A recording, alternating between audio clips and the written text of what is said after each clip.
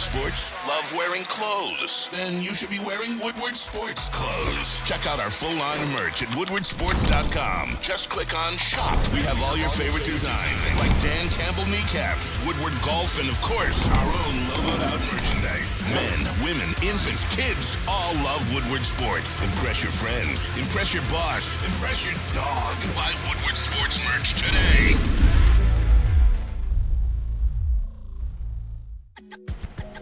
Yo, yo, yo! It's the Morning Woodward Show here on the Woodward Sports Network. Welcome back. It's a wonderful Thursday morning, and filling in for Sam Flannel, my guy, Booner The flannel Sports. hands. How you feeling today, Booner? Bro, I feel amazing. And you guys got me out here the very first day of football season.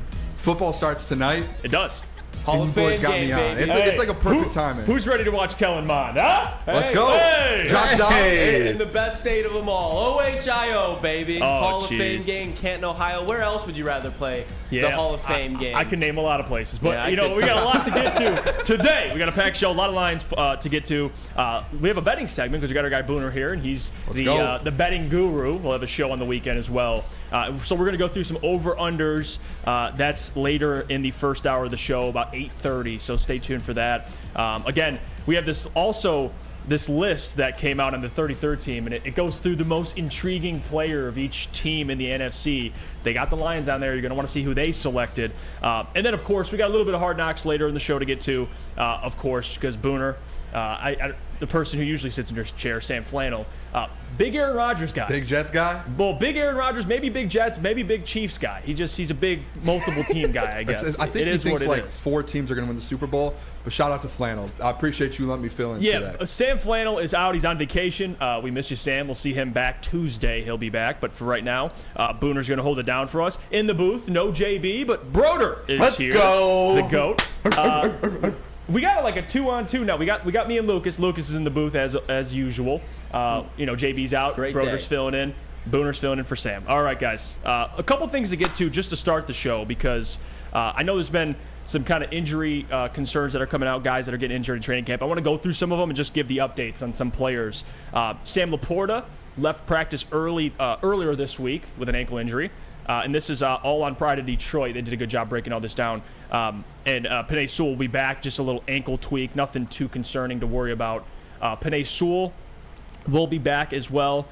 Was in concussion protocol because of Aiden Hutchinson, actually. I think he Really? they were going at it. Not like literally, but they had a rep, and he knocked Penei over, and he's in concussion protocol, but he'll be just fine. Frank Ragnow as well is on here. He missed Wednesday's practice, but again, that's just because of other things. I think Frank Ragnow's dealing. He's actually having their first baby, him and his wife. So he's got bigger things to do. Shout out. And of course, Trinity Benson went down with a knee injury. That's unfortunate. It's a leg injury. Don't know specifically what it is. So that's rough. Trinity Benson, your boy, not Jeff. that this guy, not that Trinity was going to make a significant impact this year, but it's sad for a guy that was actually. Yeah, I went down when we went down to training camp. Trinity Benson's he's a pretty cool dude. Yeah. He's just hey, this is the NFL. You blow your knee out. It is what it is. Emmanuel Mosley, though, this is a guy that I've been watching, at least his storyline. He had to go back for a cleanup surgery, and now he's on the PUP list as of right now. Guess who's getting reps in place of Emmanuel Mosley? Jerry Jacobs, the dog. He's getting Booner, reps, boy. and he's Shout he's out looking Jerry. good too. Yeah, I've had some issues with him, but I love Apparently, Jerry. yeah. Okay, so people who don't know, by the way, this is another part of this. Booner and Lucas run our social media. They do a great job. But what happened with Jerry Jacobs? Kind of explain to the people. It's an easy situation that happened. There was a graphic that was put up, and it had some of the secondary players, and I added into the tweet, I added some more secondary players. Jerry Jacobs was not in the graphic. I added the rookies in. And he tweeted at us, and he was not happy that he was not on the graphic that we got from someone else too. Like we credited someone else.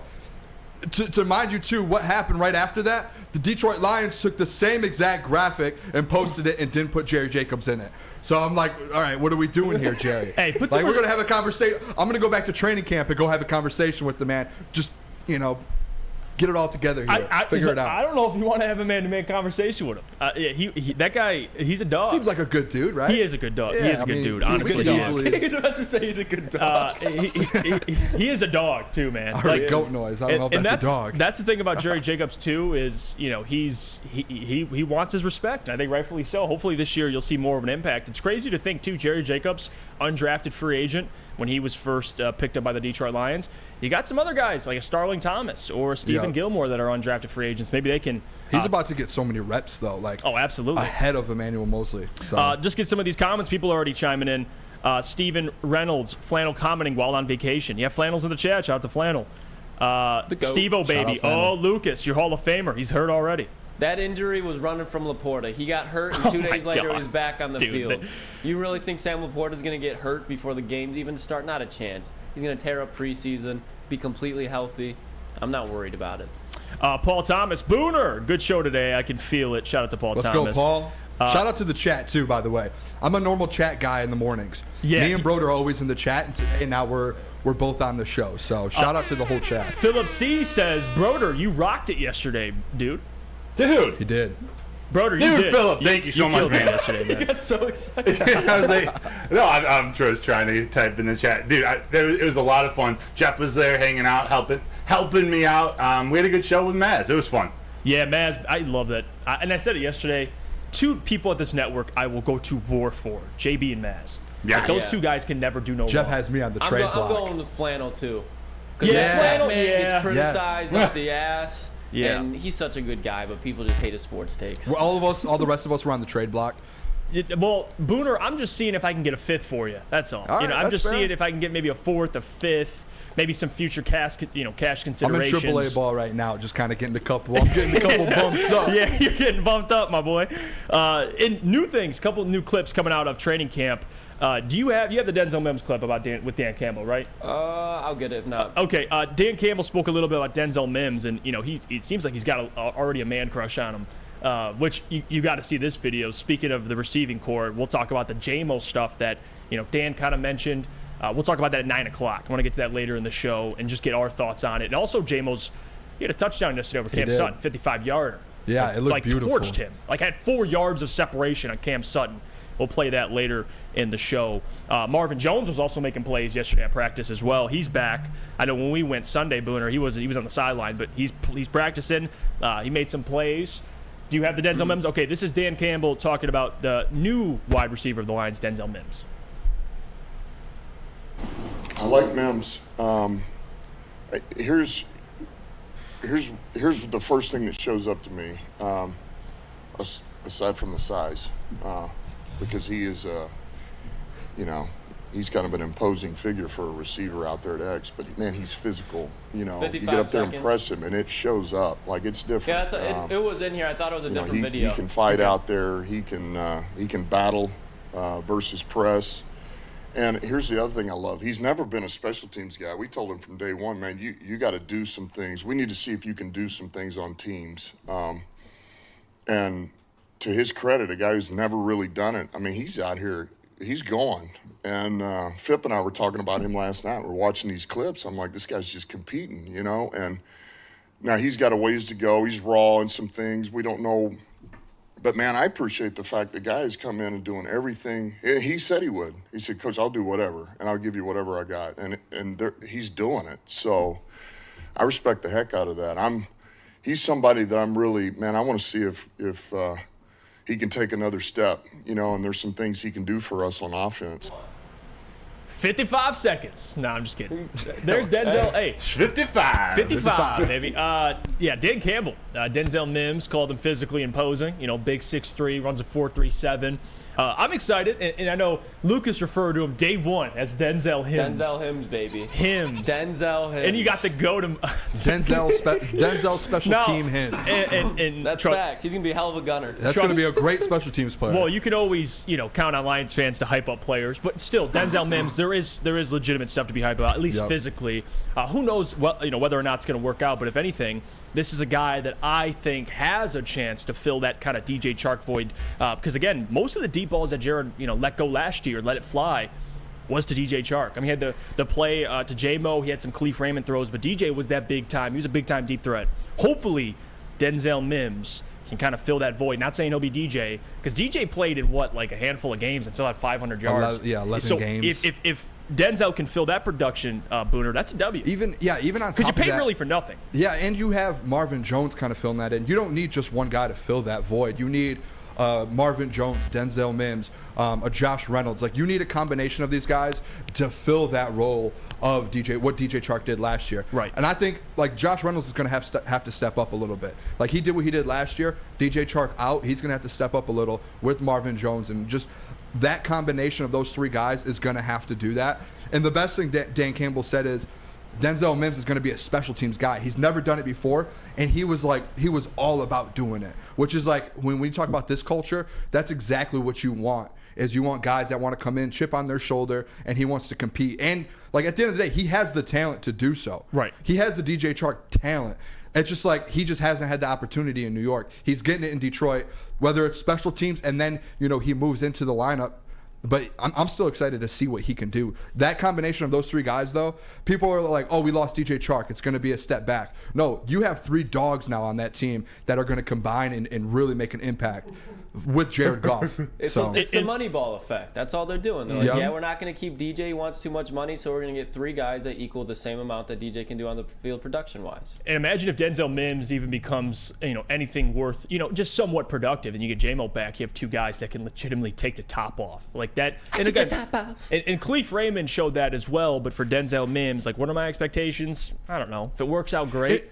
Josh Reynolds, though, and I've been kind of trying to echo this, and Broder kind of confirmed this for me, because he was at training camp. He was dropping the details. But Josh Reynolds is definitely going to be probably a wide receiver too early on. I know Marvin Jones will fill in, but Marvin, he doesn't have that 4.3 speed anymore. That's Denzel Mims, like physically imposing. He's a physically imposing figure, Broder, and you were there. You got to see Denzel Mims. This is the type of stuff you want to see for a guy who it didn't work out with his previous team. He comes to Detroit. He tells coach, hey, I'll do anything you ask of me. 100%. And you heard Dan Campbell say just that. Like, he's physically imposing, and you guys could tell he looks like that out there. What's he, about 6'3", 210, runs a sub 440. Like, he's one of those big. He almost looks like a tight end. We talk about Sam Laporta looking like a wide receiver. Denzel Mims is that big. They look for him deep on some of these drills, some of these 11-on-11, these 7-on-7 drills. They look for him. It hasn't all been put together yet, but it's good to see that he's up for putting in that work on special teams, just doing those, showing the intangibles he can bring to the team outside of just catching balls. What about you, Lucas? What do you think? About Mims? Yeah. I'm going to be honest with you. Obviously, I had the Denzel Mims thing going, and I want to see more because I've only seen a little bit when we went to camp and just through videos that get leaked out on social media, but I'm a little worried because watching him going through his route tree and stuff, he doesn't look like a great route runner. Not saying he can't be or that he's not, just from what I've seen. So I have a lot of questions about him, but to what we always go back to with the Detroit Lions and how this is ran. We have Ben Johnson, our offensive coordinator, who is always going to get the best out of his players, regardless if they're super duper talented or if they're very limited what they can do. He's going to maximize that role. So at the end of the day, yes, I'm a little worried, but I still think he's going to be a productive guy that contributes a little bit on offense and majorly on special teams. I mean, we lost Cephas, and he was a great special teams guy. He was one of the gunners out there. Jack Fox was slinging it out to him on the outside on fake punts. You talk about throwing it to Denzel Mims now, and as little as it seems those plays make seasons, those can make or break seasons, because if you can get that fourth down conversion that leads you to winning a game, that comes down crucial when it comes down to playoff time. And Lucas, you said Quintez Cephas. Also, C.J. Moore was one of the players they lost in the gambling suspensions. Yeah. He was suspended indefinitely, and they ended up releasing him. He had just signed a 2-year deal to come back to the Lions as their kind of primary special teams guy. He was the one, I think, that caught that punt, the fake punt last year. He brings a lot of creativity to that. He was the up back, so that's where I was talking about Mo Ibrahim the other day. Okay. So he was like the personal protector, so the long snapper would just snap it directly to C.J. Moore, and C.J. Moore's taking it right off the tackle. I mean, you've seen Mo. You think about 4th and 4, you direct snap to Mo Ibrahim, and you just let him go off the tackle. He's getting it every time. Opinions? I like it. I like it. Yeah. And to kind of, we're going to go to break, but just real quick, I want to read this. Bryce Bennett says, content is always good for the morning show, but the actual clarity and articulation and pronunciation is terrible. I get it's live, but Jeff consistently says things incorrectly. Well, Bryce, let me tell you something, okay? You got to chill out, my man. Hey, Bryce is going to hate me. Someone upset Bryce, and I'm going to tell you what. You go to Dispo, Bryce, everything will be okay. Experience the true meaning of exceptional cannabis products with Dispo Dispensary. Indulge in the finest selection of cannabis curated with care. They got over 12 locations, including their new location that is now open in Whitmore Lake. Dispo is never too far away. All you got to do is visit disposhops.com today and unlock a world of endless possibilities in the realm of cannabis. That is disposhops.com, your local cannabis plug. Introducing the Planet Fitness Guide to getting that post-workout glow. Step 1. What's your why? More epic energy? Better sleep? Blow off steam? Step 2. Join Planet Fitness for just $10 a month and get moving in our clean and spacious clubs. Step 3. Bask in that post-workout glow. Join Planet Fitness today for just $10 a month. Join today at any of the 50-plus Detroit area locations.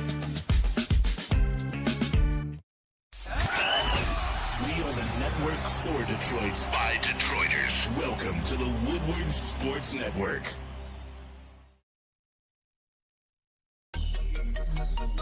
Welcome to the Morning Woodward Show here on the Woodward Sports Network.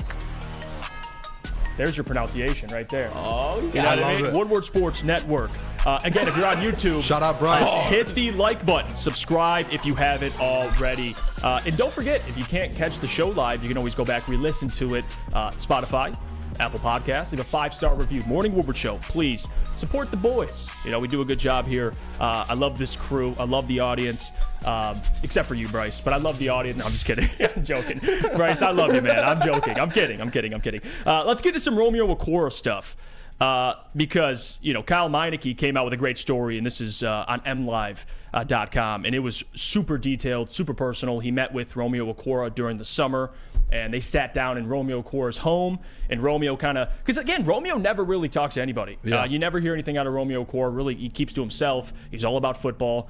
He spoke with Kyle Meineke and went through some of the things and talked about some of the things he's been through with the Achilles injury, and not only that, but the Achilles injury kind of keeping it low key, and then the doctor coming out to Romeo Okwara and saying, like, hey, man, we got to, like, get another surgery. Like, it's that bad. And he didn't tell anybody at all. He just worked through it. And, you know, he played last season, but he didn't look like the Romeo that we saw prior to that Achilles injury where he had 10 sacks. Now, the question I have, and, you know, Romeo, he's been at camp. He's been working with the second team. And Aaron Glenn said it. Don't look too much into who's, you know, working with what team. Doesn't mean Romeo's trash, but he's getting reps with the second team.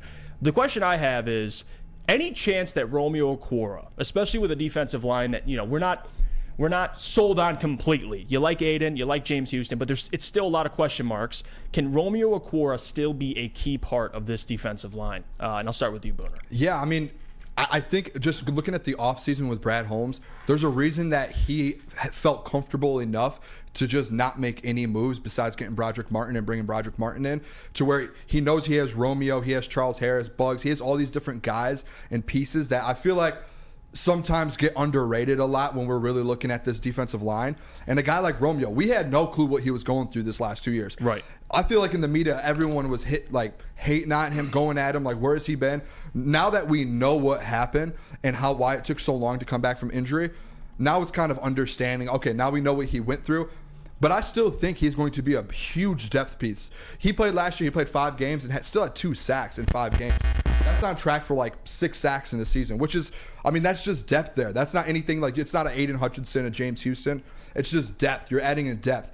So I do think he's going to make an impact this year. I think it's going to be a big piece. That is the big reason why I think Brad Holmes trusts, like, hey, I don't need to go out and get these free agents. When we kept, you know, on our socials, we would put out like, oh, let's go, like, should we get this defensive lineman? Should we get this edge rusher? Should we get this? There's a reason he didn't go after these guys, because he knows that this room does have some depth in it, with Romeo coming back, with Levi coming back, some of these dudes coming back into the mix. I mean, I think he still comes in, like, he had 2 sacks in 5 games. I think he comes in and gets 6 to 8 sacks this year and just makes an impact. 6 to 8 sacks? If he stays healthy, yeah. Like, he had 2 in 5 games to end the season last year. Yeah, he did. And that was with, like, coming up, that's still, like, a rough, that was right when he got Achilles. back. And now he's had this whole offseason to really work into things. He's had training camp. He's been in the mix. Like, no one's really talked about him, but he can have an impact. Like, we know what he did before. He had a 10-sack season. I wouldn't be surprised if he went out there and just kind of built that depth for us. What do you think about that, Lucas? Can Romeo Okwara ever get back to? He said 6 to 8 sacks, but even that what was it, the 2020 season I believe, where he got 10 sacks, or is that over? I think it's over, and it's not because Romeo Okwara is not talented. It has nothing to do with it. I just think the Lions have moved on as far as pass rusher goes. When he was, for that 10-sack season, there was no Aiden Hutchinson, there was no James Houston, there was no even John Kaminsky, who had 4 sacks last year. I think the opportunities are not going to be there for him. Even his little brother Julian, he's probably just as hungry as Romeo, so those two are going to be competing for spots. Right. You bring in Charles Harris, who's now going to be hungry as well because he had a nice season and then fell off last year. I think there's a lot of pieces here. This is a deep team. I think he will be a nice depth piece. If someone gets hurt, I'll be very comfortable throwing Romeo Okwara out there.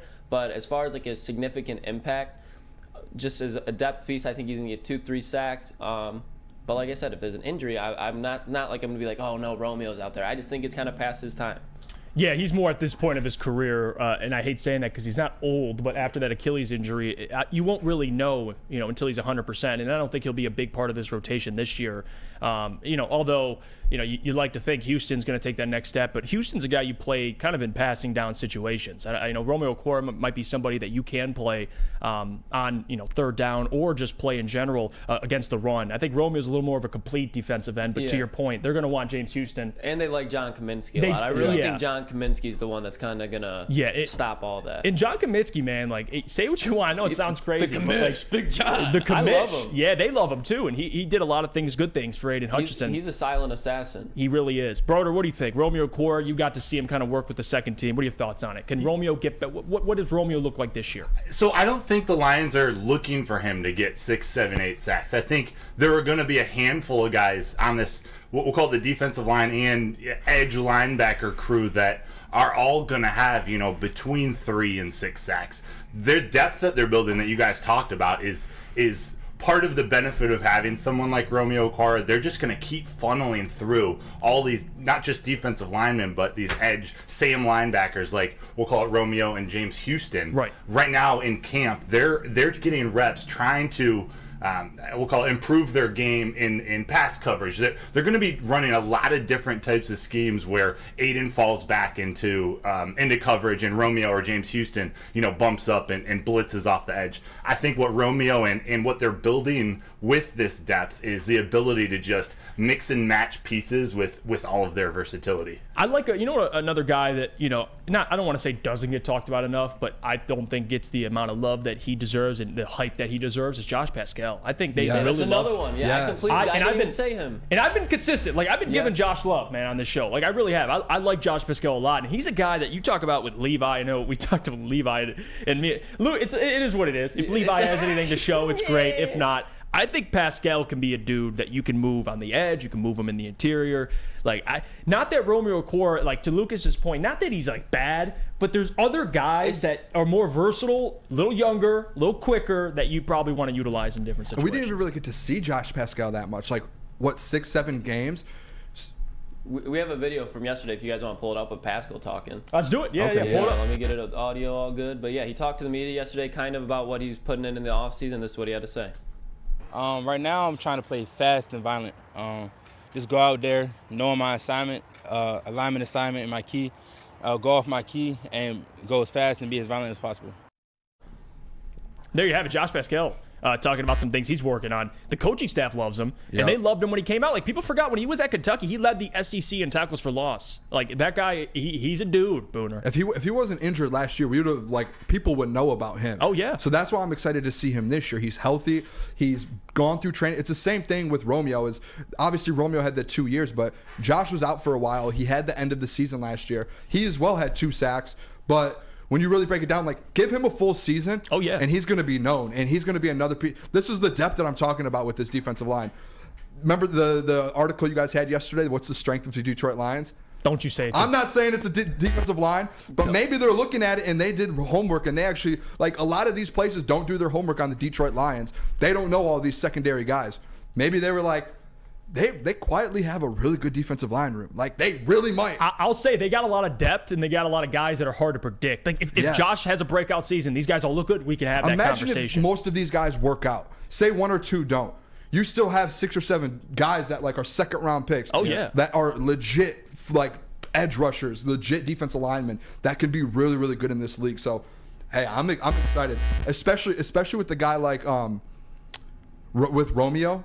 He's coming back off that 2 year. He's got a chip, he has a chip on his shoulder. He didn't say anything to anyone. Like, he is just a football guy. He just wants to play football. He doesn't care about anything else. That's why I'm confident when he comes back, he's going to be ready to go. Chuck Brewer says they just need one interior lineman to take a major step up, which is true. They might have that guy with Broderick Martin too. Broderick. I can't wait. I saw a video of him yesterday, and he is a big dude. I was like, is this really Broderick Martin? There's no way. Did you see that graphic that came out? Someone posted it, but it's the girth, the size of the guys in the middle. It's like they're all at least 300 pounds, all these dudes. And Jesse, some big dudes in there. Jesse also chiming in. He says, hot take. Oh, geez. Hot take. Pascal will have a better season and more sacks than James Houston. Book it. I think it would be hard for him to have more sacks. Yeah, sacks. I think Houston is he's a sack machine. Maybe Pascal's a little more complete, but still, if your job is to get to the quarterback, man, like Houston has an arsenal of moves. He does already. I'm interested. That's the most interesting person to me that I want to see on the lines this year is James Houston. I don't know if he's going to go off for 10+ sacks like everyone thinks he is. But he's still going to make an impact. Oh, yeah. So that's where I'm like, I don't want to set my expectation to where some people are like, oh, he's going to have 15 sacks. It's like, no. Let's slow down. I've heard it. No. But let's slow down. I'm looking at 9, 8, 9. Let's just be honest. Let's be honest here. But he makes such a big impact that, oh, yeah, here it is. Look at the girth.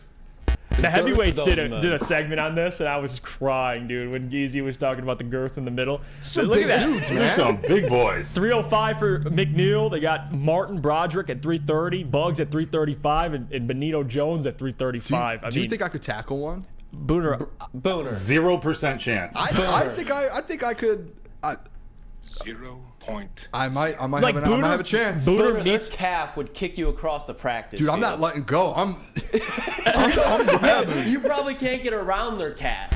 Yeah, that's true. I'm grabbing on, dude. I don't care. Come on. What? Well, you know what, though? You put Booner, you give the ball to Broderick, you put Booner, meet him in the middle. Broderick's Have Booner be his fullback. I can do that. I played fullback in high school one time. Booner or was middle school definitely or that something. guy. Had the crossbar down the middle of the face mask, get down a 3-point stance and put his hand up like this and just head down through the hole and then just get lit up by the linebacker in front of him. I told you guys the other day, my two positions in high school, I was the long snapper on scout team and the nose tackle scout team. Oh, I was a dog. Scout team dog. He made those starters work, man. We were watching the fights the other night over at Spenny's friend, and this dude's in the basement. And we were like, Booner, do like 10 push-ups. He's like, no, I'll give you 10 long snaps, though, and starts long snapping across the basement to Spenny. I did it, too, right on the money, like right here every time. I could probably take the dude's spot on the Lions, long snapper. You remember when I could tackle. Remember when Georgia used Jordan Davis at the goal line when they gave him the football? Remember that? I don't. Yeah, he scored like twice, I think. Did he? He scored two touchdowns, We should give the ball to Broderick, man. Like, dude. at the goal line, yes. Give it to Broderick. That's a touchdown. You thought Jamal Williams got 17? Imagine Broderick beats Barry Sanders, or now Jamal Williams' record. That might be better than the new Philly quarterback sneak where they push it forward. Just give it to Broderick. Broderick goes under center. Unstoppable. Fuck line him up in the backfield. They just put Broderick under center, run up for the 4th and 1. Oh, the my Martin goodness. package. I'll tell you what, guys. We'll go to break when we get back. We got some player props that Booner cooked up for us. This is on FanDuel, right? Go. FanDuel? Yeah, Yep. This is the offense. We'll go through some player props, and we'll get the over or the under. You guys can participate as well. But before we go, Booner, you got that sick haircut, man. Can you tell everybody where you got it? I did. If you guys want to be honest, this is my first ever ad read. Never did an ad Let's read. go! Let's I got go, a haircut at Booner! Lady Jane's this week, boys. So listen, walk into Lady Jane's for an award-winning haircut experience and automatically enter for your chance to win not one, but two vehicles of your choice, courtesy of Les Stanford Buick GMC of Ferndale. That's right, 2 cars, one for you and one for your friend, wife, girlfriend, best bud. Sheesh! Or Booner. Lady Jane's, open 7 days a week. Walk in anytime. It is wicked awesome. By now you know me, Christina Schnurry, as the obvious choice in real estate. And you know my website, soldchristina.com, as your #1 resource for buying or selling your home. Myself, along with my amazing staff, pride ourselves on making your home buying and selling experience a relaxing and easy one. Come see why we are the obvious choice. Christina Gennari at soldchristina.com, the obvious choice in real estate.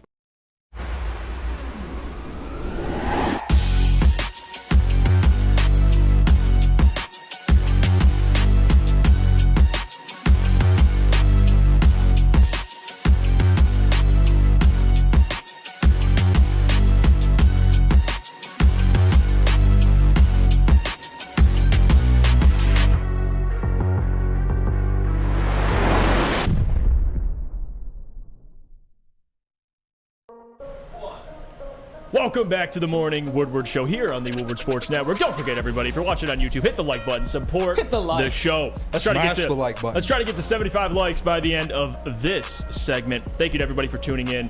Don't forget, if you can't watch the show live, you can always re-listen. Apple Podcasts, Spotify, leave a 5-star review, Morning Woodward Show. As well, website, go check it out. Articles, updates for all sports, Detroit sports, and on top of that, merchandise, which you can check out. Like I got on right now. I got the t-shirt. I'm rocking it. Let's get to some over-under for the Detroit Lions player props. Lucas, can you lead us off? Oh, yeah. So Booner cooked these up. I'm going to go ahead. I'm going to list the odds, the lines, and then we're going to go around the room, get everybody's opinion. So the first one, we're going with Jared Goff. Jared! Over or under 24.5 passing touchdowns for 2023? Hey, Broder, you want to start us off? Here we go, Broder. Yeah, Goff's your boy, Broder. Read me that question again. I'm sorry. Jared Goff. Yes. Over, under 24.5 passing touchdowns. Oh, over? Over? 24.5 passing touchdowns? What do you have last year, 29? Yeah, these lines are actually pretty egregious. Like, when I read them off, you guys are going to be like... I said that before we opened the show, I looked at Jeff and I was like, these lines are like... Big, they're kind of insane. Over. I think he's going to have 35 touchdowns this year. Wow. Yeah. He's going to have a few more interceptions, but he's going 35 touchdowns, baby. Let's go. You think he's going 35? Wow. Yeah. Wow. I love the confidence. He's never had 35 before. Last season, with the top 5 offense, he didn't have a running back that he could throw the ball to take it to the house. DeAndre Swift had a couple good games, but we've got David Montgomery and Jahmyr Gibbs just thrusted into that offense. Is that a fish thrust? That was a fish thrust. Oh, fish! Come on. Wait, one sec. He said 30. What? 35? 35. Suck balls as always. How do you like not? Kevin Durant, 35? Okay, but if you think about it, Jeff, because now, guys let's break it down a little bit 2 more. touchdowns Jared a game. Goff threw 29 last year, so do you think he can throw 6 more? First, let's get the line question. So 24.5 over under, and then do you think he's going to get 35 by the end of this year? That's tough. That's tough. And the reason why it's not that, because people, relax for a second. Everyone's going to be like, well, you don't believe in Jared Goff. Hold on. It would be a career high, but also I get why Broder thinks that way, because he has a returning OC. He has familiarity with this offense. Great offensive line, as always, is going to be protected. The question I have is, are they going to pass? Are they going to be airing it out that much? I don't know. But again, 35. If he throws 35, and Sam Flannel put it in the chat, and I agree with him, if he throws 35 touchdowns, the Lions win 11, 12 games. He's an MVP candidate. That is exactly. Like that's what it is. Exactly. So I was like, yes, thank you. So think about this too, and shout out to Flannel. I'm sitting here to see a couple stats here just to look at. Patrick Mahomes had 41 last year. Joe Burrow had 35. Josh Allen had 35. And then the next highest is Geno Smith with 30. I could see. So you're putting a Jared Goff up on a Joe Burrow, Josh Allen, Patrick Mahomes level. Which if he does do that, he's on the MVP. But when you break it down, like when they get in the red zone, he's going to pass a little bit. They're going to give the ball to David Montgomery and Jahmyr Gibbs. They're going to hand the ball off like they did with Jamal last year a lot. That's why he didn't get to 30 last year, is because of that. Now, we'll stick with the question itself. You say over, you gave your number. I mean, you could do it if you want. You can give a number, but over, under. Over. Slam 24.5 is easy. Yeah, I agree with that. You have any prediction? What do you think his number will look like? My guess is probably similar to last year, probably like 28 to 30. I think he can hit 30. If he had 29 last year. 35, shot Broder. We'll see if that happens. There might be a bet on that if you can get 35 touchdowns. And I'm with you, Booner. I think over as well. I can see a similar season. I said I think he'll have a similar passing touchdown number, but the interceptions I think will be more. Just because that's an anomaly to end the season and not throw a single pick. That's not going to happen again. Nothing against Jared. That's just the reality of it. I could see him having a season, Lucas, 30 touchdowns, 12 picks, like something like that. I'm cool with that, by the way. Yeah, Jamal Williams scored 17 touchdowns, but I think combined David Montgomery and Jahmyr Gibbs will combine for 17 touchdowns. And then you think about the games like when Shane Zylstra had 3 touchdowns. Like, that's a one-off game where it's just like that was just a weird game. So that's kind of like a weird boost in Goff stats. I could see, I'm saying 27, 28, 29. Could he go 30? Yeah. But I'm leaning more on a slight decline of touchdown percentage, and not by a bunch. It's just because I think this offense is going to be more balanced as a whole, and I think that's just going to bring it down a little bit. I think even the Lions in the back end of the season, they were still a little bit more pass happy than they wanted to be. They were extremely efficient, so it's not like they were doing a bad thing, but I think they prefer to keep it on the ground a little bit more, especially now that we're going to have a better defense. And for real quick, Jeff, for people who think that he's going to go under that, like your point to the interceptions, he was insane the second half of the season, not throwing any, whatever it was, one pick, whatever it was. Throughout the season, if you really look at his stats, his passing yards and touchdowns, he was pretty consistent through the whole season with that. Like if you break down first half to second half, it is pretty similar. So as long as he's just consistent, he's going to get that 25 easily. Right. He's going to hit 29 again. It's just like you said, the interceptions is the one that's like, he threw a ton at the beginning and not as much at the end. And the other part of it too is the Lions did play from behind at times because of the defense, so they had to score. You think this year they'll be playing with the lead more often than not, so I don't think he'll be airing it out at that point. And Soft Jones made this point as well. They won't be playing from behind, but they'll never stop trying to score, which is true. New NFL never stop scoring. Jake says, I think the over is easy. I'd feel better about 35 if J-Mo wasn't out 6 games. Great point by Jake there. Yeah. Paul Thomas says, no, Jeff is good with Goff. Heavyweights are haters. Thank you, Paul. See, Paul, he knows. Paul knows. He watches the show. I will say, I've been on the heavyweights and talked about Goff before. I apologize. But, no, well, it's a running joke, though. Easy and Spencer, they want Goff the hell out of here. It is what it is. Hey, I love those guys. in bullet points for that, so. Right. Realistic. Chuck Brewer says, like Lucas said, running back passes out of the backfield will add more numbers. And again, just to get some of these comments, Matt says, I agree. I think we'll run too much, but over 24 and a half. Philip C., no need for Goff to pass that much with our backfield to scheme for. Eric says, I'm saying if he's at 29 last year, how many more of those balls are, of his balls that were thrown down to the goal line and was ran in 14 times? That's true too, Eric. Yeah. Amon Ryan, like 3 or 4 instances where he fell on the 1 yard line. So again, I'm not saying it's impossible. Broder might be onto something, but we shall see. Let's get to the next one. All right. What do we got? We could stick with Jared Goff, but we're going to move off because this one's kind of, I don't know how this is the line, especially considering what Jamal Williams just did. But David Montgomery, over or under 5.5 rushing touchdowns. David Montgomery, 5.5. Disrespectful. That's minus 150, by the way. So you might be able to get him at plus money with 6.5. I just want to throw that out there. Okay, this one. This is just. Yeah, you can start us off, bro. Yeah. Okay. Over. Okay. I don't even think we need to take much time. We'll just go around the room quick. Yeah, this is the easiest layup of all. Is this an actual line on FanDuel? It's the line, like I said, it's minus 150, so it's juiced a ton. So, like, even 5.5, if you moved it to 6.5 at plus, 100, I'm still hitting that over too. Because what did David Montgomery average? How many touchdowns in Chicago? Like 6 to 8. He had something 6 like that? every single season. Last year he had 5. So dude, every season he's going to get double-digit 6. touchdowns. Like I think that's a book it bet right there. If he's healthy, of course. Well, how many do you think he gets? Like at least 10. I'm not saying he'll break Jamal his record, but 10. Like that's not. I think that's reasonable. For the sake of this question, was it rushing touchdowns that they said? Yeah, yes, rushing. Okay. I definitely think 10 combined in the passing and the rush game. And I do think, Jeff, too, there is a player prop for him to get 10 touchdowns. I'm pretty sure it's like plus 400.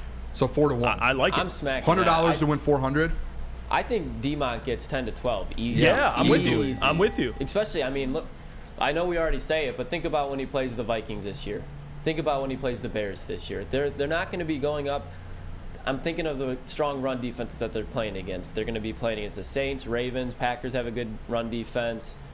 Chiefs if Chris Jones is out there, but even then, like, I still like our offensive line against them. D-Mon's going to eat it, especially in the red zone. That's why another reason why I think, Jamal Williams had 17 touchdowns. Jared Goff, you want the touchdown numbers raised, but I really don't think it's going to be like a drastic shift. I think they're just going to be more efficient with D-Mon in the red zone. He's just upgrading offensive lines, too. Yeah. Like, he's going from the Bears offensive line for 4 years to the second best in the league offensive line. Well, it's also perfect timing because this might be the season, hopefully, fingers crossed, that this offensive line actually plays with each other. Yeah. A full, Vitae as well. So if Dave Montgomery walks in, you got a healthy offensive line, that man will get double-digit touchdowns, and I do think he'll get 1,000 yards. So it's easy money there. We'll move to the next one. What do we got? All right, we'll stay in the backfield, though.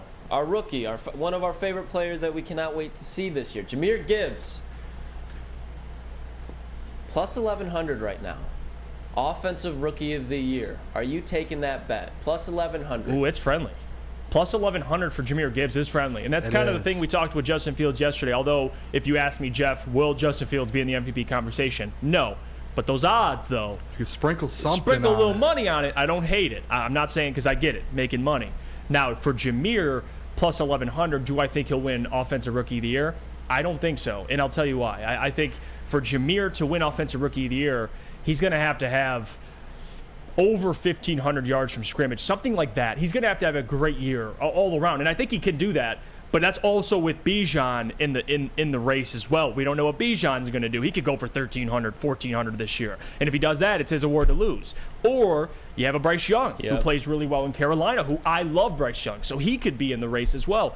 And there's always, and this is a common thing, but there's always one rookie that we're not talking about that gets into this race. So if I had to bet my entire bank account on it, I would say no. But I like that 1,100 though. Yeah, I might sprinkle something on it just because, like you said, he's going to have the opportunity. He's going to get the touches. He's going to have the chance to get that many yards. Kamara won it a few years back, and I think he might have had 15 all-purpose yards, 700 rushing, 800, 700 receiving.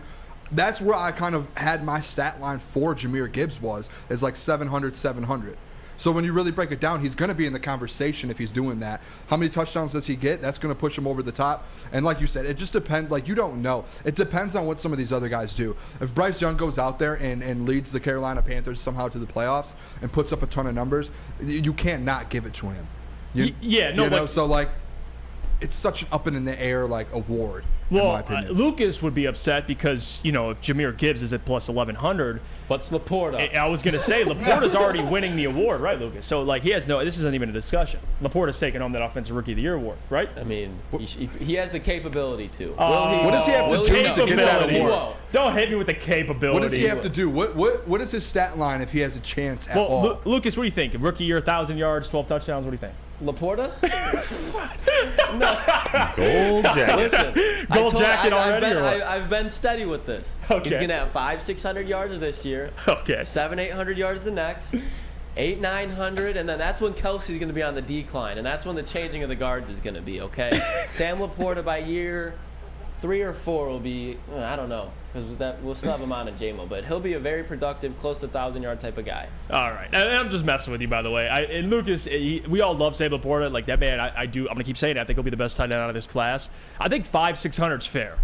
I thought you were going to. It's the floor. It's the absolute floor. Okay, now we're good. Hey, Laporta. Oh, jeez.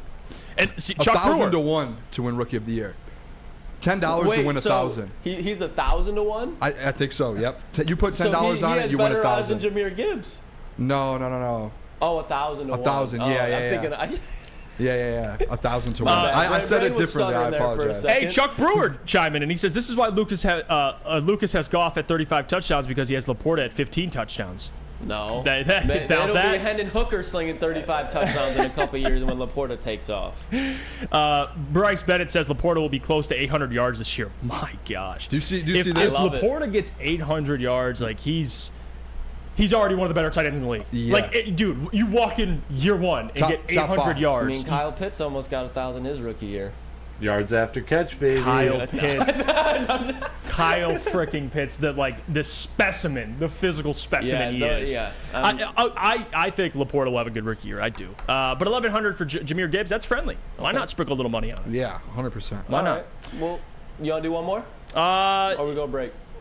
We'll go to break and we'll get to Amon Ra. How about that? Yeah, we'll go to break. We'll get to Amon Ra, and we'll get over to the 33rd team. This graphic they came out with, most intriguing player on every NFC team, and you guys are going to want to see what they chose for the Lions. But before we do that, I got to tell you about our friends over at SMA, the sports marketing agency. help spread awareness about mental health and substance abuse. Their new podcast, This is the S Word, more pronunciation, help spread the awareness about seeking help. If you or someone you know is struggling, head to thesportsma.com for more information.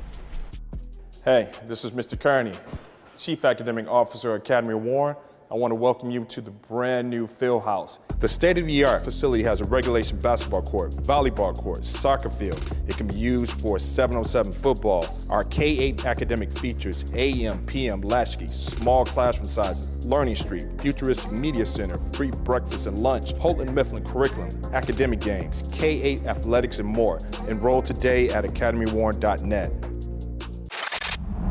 Love Woodward Sports? Love wearing clothes? Then you should be wearing Woodward Sports clothes. Check out our full line of merch at woodwardsports.com. Just click on Shop. We have all your favorite designs, like Dan Campbell kneecaps, Woodward Golf, and of course, our own logoed out merchandise. Men, women, infants, kids, all love Woodward Sports. Impress your friends. Impress your boss. Impress your dog. Buy Woodward Sports merch today.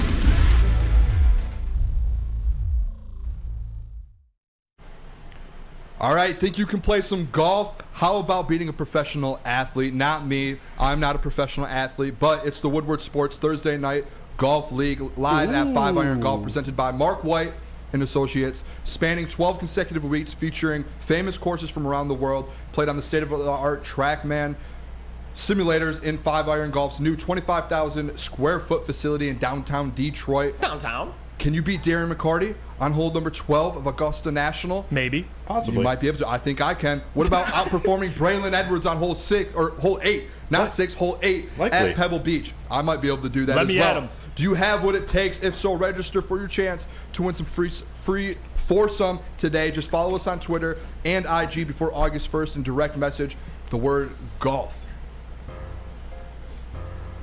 Welcome back. Thanks for sticking with us. It's the Morning Woodward Show here on the Woodward Sports Network. Again, appreciate you guys for tuning in on YouTube or on woodwardsports.com, however you're tuning in. Don't forget, hit the like button. We'll try to get to 100 likes by the end of this segment. We were just doing some over-unders for the Detroit Lions, the offense. Tomorrow, we're doing defense, right, Booner? We're going to try and I'll knock get some out the defense stuff. Okay. Yeah, I'll see as much as I can. All right. Yeah, no, it's kind of hard with defensive lines are weird. Yeah, we'll get to some more over-unders tomorrow, but we're going to wrap up with Amon-Ra St. Brown. What do you got for us, Oh, Lucas? yeah, we'll finish with one more. And we'll do a two-piece here because Booner got two. So first one. Again, these are just disrespectful. Amon-Ra St. Brown. Over under 1,500. What? So 1,000.5, not 1,500. 1,500 receiving yards. You shit over me? under. Wait, hold on. And we'll just double up. Over under 5.5 touchdowns. So 1,500 yards and 5.5 touchdowns for Amon-Ra St. Brown in That's 2023. wild. Disrespectful. FanDuel should be ashamed of themselves. FanDuel. Or all sports books. What are you doing? I'll ask you. He's giving him the Bryce look. I'm going to talk. I'm going to talk to FanDuel. You're not listening, but if you ever catch this clip, what the hell are you doing? Amon-Ra St. Brown, no Jameson Williams the first 6 weeks. That man had almost 1,200 last year, missing 2 games, Booner. What is going on here? He had almost 1,200 missing 2 games. I don't. And my thing is, like, aren't they supposed to make money off of bets? Like, people losing bets, that's how they make their profit? I bet the thing is with some of these bets, I can guarantee you anyone outside of Detroit might be taking some of these unders. Like, they just don't know. Like, they're just like, oh, Lions are going to be overhyped again. Because they're clueless. That's exactly. why. You know what the other part of it is, too, which is scary, which I think factors into this, is health. Like, Vegas always, like watch Amon-Ra miss, 5 games. Please, no. Knock on wood. Watch that. Knock on wood. Jeez, man. But the fact that he would be, under... But even then, I don't think he...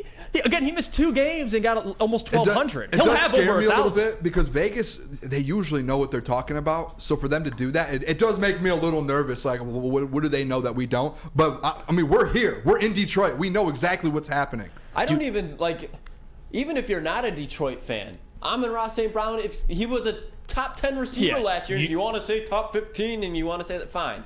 But either way, the man is obviously getting 1,000 yards short of Easily. You don't know ball if you don't think he's getting 1,000. Jameson Williams out for the first 6 weeks. Oh my god! Even with Jameson Williams in, that's the Amon-Ra's number 1. Jamo's going to be number 2. Oh, regardless, he's going to get 8 targets a game, and guess what? Amon-Ra doesn't drop passes. He's going to catch 8 for 8. I don't know how many drops he had last year, but he's probably going to get 7 to 8 catches a game again like he has the last 2 years. Yeah, he's going to get the targets. He catches everything that's thrown at him. He's the safety blanket. Like, he's, even if they are playing from behind, it's going to Amon-Ra. Or maybe Laporta, the new best tight end in the NFL, but who knows? He would need to average 59 yards a game.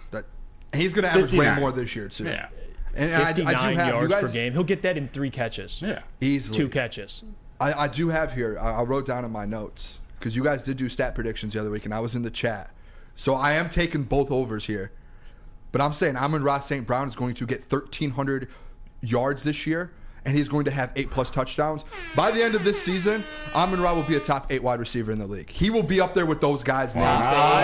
Look, I'm telling you right now. I'm telling you.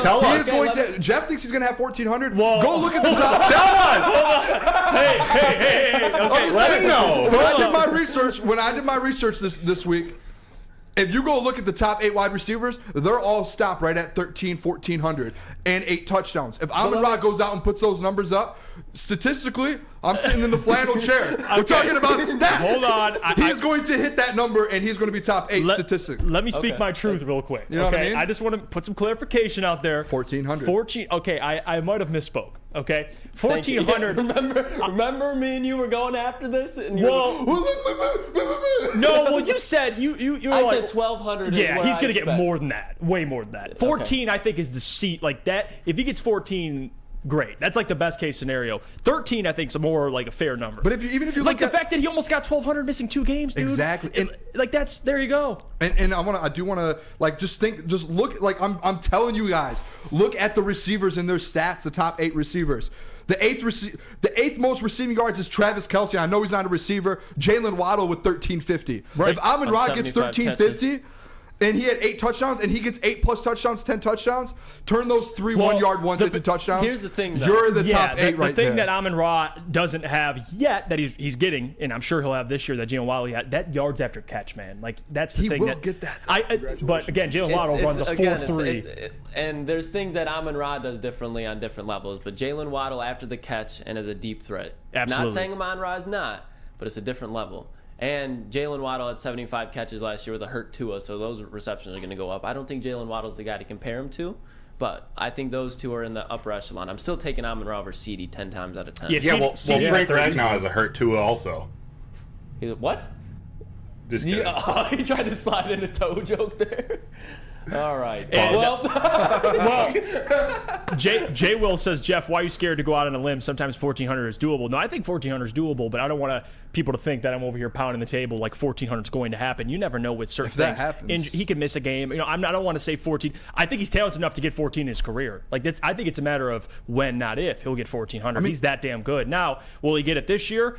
I don't know. I think he can get 1,300. But again, if you're saying 13, you might as well say 14. He's only 100 short, so fuck it. Let's just say 14. I think Amon-Ra is talented enough. He's going to get the targets, especially, I guess, throughout the season. You expect Amon-Ra, and he talked about it. He has his own expectations. He didn't share those expectations, but I'm sure it's like, yeah, I missed 2 games last year. I got almost 1,200. I want more than 1,200. So 1,300, 1,400 isn't crazy. I don't think it is. He's in year 2. He literally just got done with year 2. He basically missed the first half of the season, year 1, because he wasn't really playing a ton until halfway through the year. Last year he was hurt 2 games. Like you said, he had 1,200 already. Year 3, second year with Ben Johnson, like second year, third year with Jared Goff. He's going to take another step. He's going to keep taking steps. This is the year to where you really take that step, and he knows it. There's a reason he still catches 202 balls on the machine a day. Yeah. So, he knows he wants to be a Pro Bowler. He wants to be an all-pro wide receiver.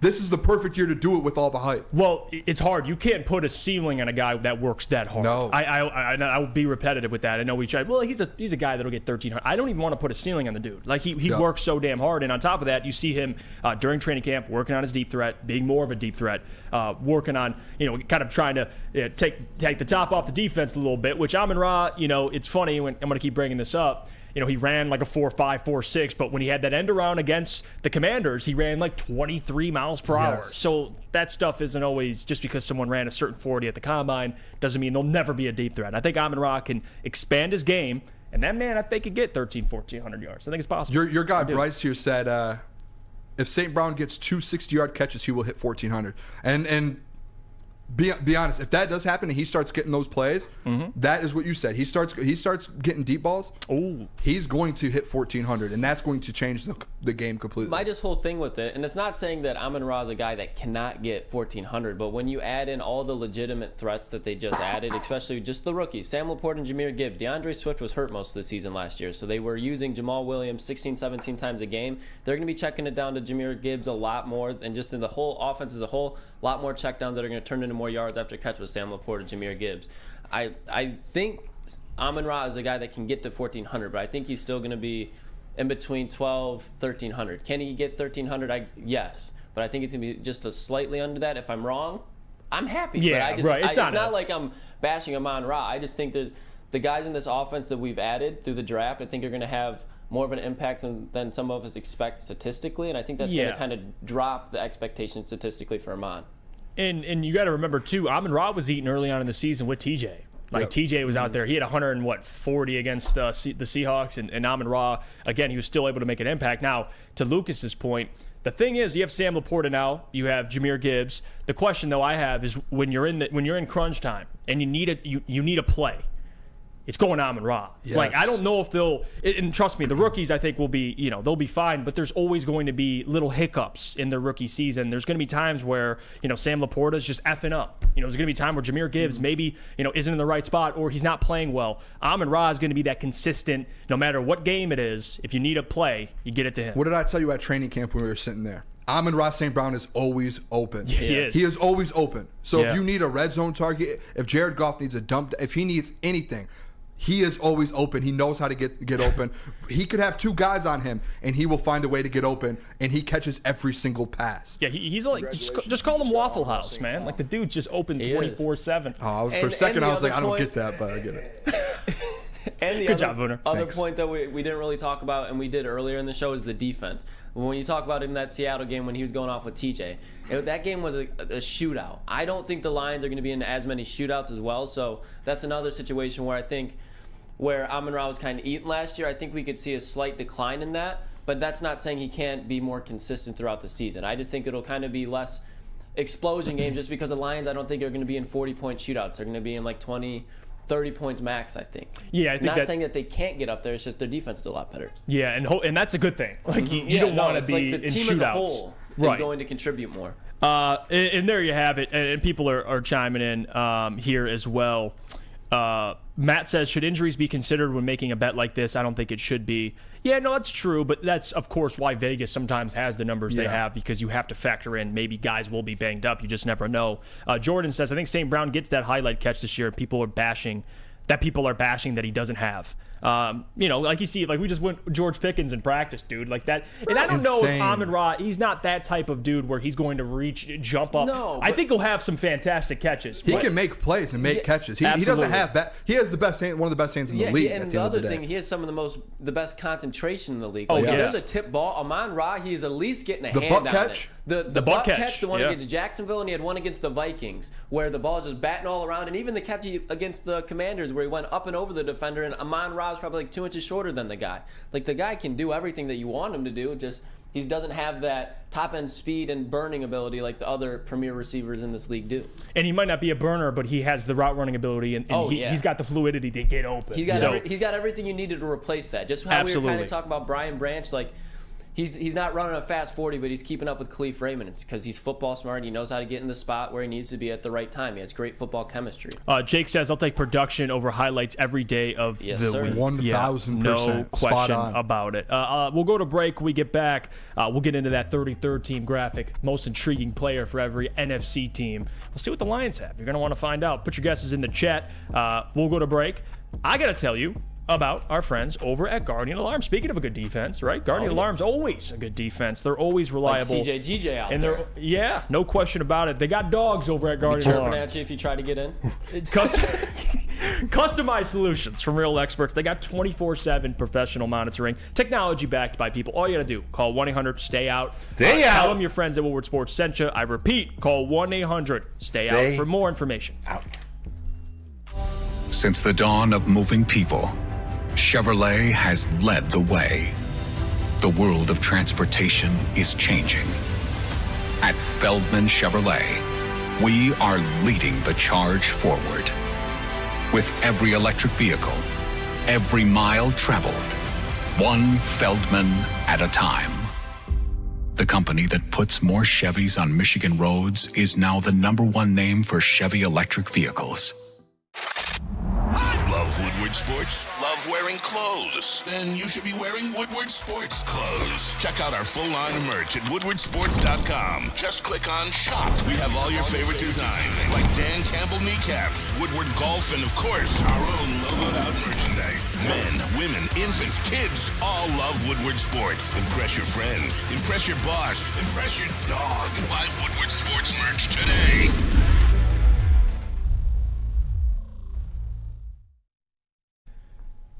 I got to tell you about our friends over at the Academy of Warren. Brand new, state-of-the-art sports dome field house that has a regulation basketball court, volleyball court, and soccer field. Also can be used for 7-on-7 football. The K through 8, the programs they have, it features AM and PM latchkey, small classroom sizes, better for learning, I'll say that. Free breakfast and lunch, academic games, K through 8 athletics as well. Ermanni and Edwards will be broadcasting from their carnival on August 24th. Come meet the staff and explore your child's new school. Now accepting new enrollment. Go to academywarren.net. We're back here. It's the Morning Woodward Show here on the Woodward Sports Network. Thank you guys, everybody, every single one of you for tuning in, choosing us this morning. You could have been anywhere else, but you're here with the Morning Woodward Show crew. Hit the like button. We'll get to over 100 likes by the end of the segment. And don't forget, if you missed the show, you can always go back, re-listen on Spotify or Apple Podcasts, wherever you get your podcasts. Leave a 5-star review. It's time to look at this graphic. 33rd team came out with, the most intriguing players for every NFC team. They did it NFC and AFC. And, they got someone interesting for the Detroit Lions. Lucas, can you pull it up for us? Okay. There you have it. Detroit Lions got Kirby Joseph as the most intriguing player. And I just want to go through some of these other players as well that they have. Obviously, TJ Edwards for the Chicago Bears. Interesting. Like, weird. Intriguing meaning like somebody that you might not expect or might not be. Yeah, I'm trying to think of like what this is, because I have a pretty big like hands-on, like I can tell you like who most of the players are around the NFL, and there's a couple on here. I have no clue. Yeah, I have zero clue. Like Cam, 4 of these guys. Yeah, like Samori Torrey. From the Packers. Caden Ellis, Alexander Madison, Kazir White, Trey Lance, like DeMarcus Robinson, Michael Jackson. Wow. And then Deuce Vaughn for the Cowboys, Cam Jurgens. Like, I know all these guys. Darren Waller, Chase Young. Chase Young's a good one. But like, you have some of these random names, and then you have a guy like Chase Young and Darren Waller. And then like a TJ Edwards who's like kind of proven himself, right? Like, I guess how is that intriguing? I guess intriguing is like subjective in a way. Like, intriguing meaning Darren Waller. Like, I'm kind of intrigued to see like him in New York with like, they had no wide receiver core they had no pass catchers last year, barely, guys that you could depend on consistently. Now they got Darren Waller, so that'll be intriguing. Chase Young, I think that's intriguing because we know Chase and who he is, but he hasn't been healthy. Caden Ellis for the Falcons. I don't even know who that is. Who? That's the him and Rashid Shaheed. He's a burner. He could be something. Yeah, I've seen his highlights. Icky, the left tackle from out of actually NC State, who's now with the Carolina Panthers. Tristan Wirfs. So there you have it. But Kirby Joseph made this list for the Detroit Lions, one of the most intriguing players. And I guess my question to you guys in the chat is it Kirby? Is that fair? But if not, who are some other guys that should be the most intriguing for the Lions? I do think it's fair having Kirby on the list. But if I'm picking most intriguing, to me, someone that we all talk about, we already talked about on the show today, is Jahmyr Gibbs. Him coming in as a rookie, potentially being one of the best running backs. Like, you could say he's going to be one of the most versatile running backs in the league. Like, people put an Alvin Kamara. Yeah, instantly he's going to make a massive impact for this offense. I would have to say Jahmyr Gibbs. And then if you look on the other side of the ball, I saw Flannel tweet about the guy yesterday, but Brian Branch, that he's pretty intriguing, especially with the situation going on in the secondary. We have an elite secondary now, and he's been making plays in that secondary all training camp. Like, that might be one of the most intriguing things to me is we got a first-round guy late in the second round, almost third round, and he's right now competing for a spot on this team. So Brian Branch, Jahmyr Gibbs would be my two guys. That's how I would look at it. I kind of look at the intriguing as like a rookie that's going to make a massive impact instantly. Kirby, like, we already know what Kirby is. Like, he's intriguing. Yeah, maybe he takes that next step. We already know what he is, though. Like, these other guys like Brian Branch and Jahmyr Gibbs, those are the most intriguing guys to me. I want to see the impact they can make, and especially a Jahmyr Gibbs. What is he going to compare to some of these other running backs around the league? Like, he is going to compete instantly. What do you think, Lucas? I'm the most interested player, and it's not like I have question marks around him, but just we know that Cam Sutton is very good. But I don't think we quite know the tier that he's in, so that's what I'm most intrigued at. I want to see if Cam Sutton, because in Pittsburgh, his grades were phenomenal, but then when you kind of look at his overall game, he's obviously not one of those top corners, but he has the potential to be. So the most intriguing player to me this year is Cam Sutton. I want to see if he's going to take over the number one lockdown corner spot on this defense, and we can continue to build around Cam Sutton, or if he's going to kind of be like a guy that we have hanging around for a while, and we're going to try to draft I'm trying to think like a Kool-Aid McKinstry, like just like a premier corner later down the line, and we're just going to keep Cam around and keep building that defensive front. So I want to see if he's a premier corner or kind of a guy that's like a B+, B type of guy. What about you, Matt Broder? What do you think? I'm thinking, and you could go the James Houston route. You could go Levi O. I'm going to go right in the middle. I'm going to go with the Lee McNeil. I think he's a guy, he's now playing the position that's so highly, it's such an important position in the NFL these days. There's a lot been said about his weight. He slimmed down about 30 pounds. What's he going to look like this year? How much impact can he make for that team? So I'm going with Aleem. Then on the offensive end, I'm going to go with James Mitchell. We've been talking about Sam Laporta a lot. Wow. James Mitchell's a wild card on this offense. Depending on how he can progress in year two, he was before he hurt his knee in college, he was gonna be a first-round pick, maybe early second-round pick, but one of those top tight ends off the board. So we'll see what kind of duo, what kind of partnership he and Sam Laporta can show out there. And people chiming in, you see Wheezy D says, Sutton not better than Okudah. I'll say it with my last breath. Well, you're gonna, hey. They've both been in the league for years. You can go and compare their film that they both already have. And if you still want to take Jeff Okudah over Cam Sutton. Hold on. Wheezy D, hey, you know I got love for you. You're in the chat all the time. I appreciate you, but you might be saying that with your last breath. Because no one, I'm telling you, man, like no one's going to get on the same page with you on that one. But hey, it is all right. It's your opinion. Jeff Okudah's getting cooked in camp. Yeah, he is. By Mac Hollins. Mac Hollins, who might be PED tested very soon. Yeah, that guy, dude's looking huge. Yeah, he really is. And by the way, if we're talking about intriguing players, you guys all had great suggestions, great guys that you'd put there. I think Kirby's one of the ones that I actually agree with. Another person that I want to put on this, and I know it sounds repetitive, but it's so true. Most intriguing player to me, you look at the positional rankings in the NFL: quarterback, left tackle, wide receiver. Yep. Jamison Williams is the most intriguing to me. And I know it's like, hey, whoa, Jamison Williams. No, it's a good pick. It is. And I'll tell you what, because you look at premier wide receivers, right? Now take guys that are absolute burners, like top-of-the-notch guys. You brought up Waddle, Tyreek Hill, like guys that DK Metcalf at his size, like guys that can absolutely take the top off. I think Jamison Williams, if he walks in after 6 games and he starts producing and he turns into, that dynamic receiver we think he is, he takes this offense up an entirely new level. I think Kirby Joseph having a great season, it helps the secondary, but you got other, like CJ Gardner could break out and still have because he had 6 picks in 12 games last year. Yep. He could keep, like there's other guys, Cam Sutton, Lucas mentioned, could be absolutely just locked down this year. Who knows? But for me, Jamison Williams, he's the most intriguing, because I look at intriguing as like interesting, somebody that you're going to be watching like, hey, I wonder what this guy's going to do. And I know everybody's going to be watching Jamison Williams, but I'm telling you, man, he's the guy. I mean, you look at contenders like a Philly. You got A.J. Brown, Devonta Smith. You got multiple dudes. He's going to be the guy alongside Amon-Ra, who's going to be tearing up secondary. So I'm going with Jamison Williams. Chuck Brewer says J-Mo is by far the biggest what-if on the team. Dan Wood says Kirby might be the biggest thing right after Jeff Iafrate. Well, no, let's not go there. Kirby Joseph's a great dude, by the way. Jeff did get asked to do 10 autographs at training camp. It was crazy. Stop it. Hey, by the way, my guy Derek, though, who does work security, great dude. Shout out Derek. Derek Daniels. Yeah, he was giving us some insight on what he saw at training camp, so that was sweet. I see Broderick Martin in here as well. That's a good one. That's a good one, That's too. a really good one. Alex says Kirby is so interesting. Dude was a baller in the last 8 weeks. And that's the crazy part. Like, you look at, and I know people are going to freak out, but I did some research on this. Kirby Joseph, and just you got really excited about it. I did some research. Just bear with me here. Kirby Joseph had 4 picks, right? 8 pass deflections, 2 forced fumbles. You know, had a lot of turnovers, and only played in 14 games. Started in 14 games.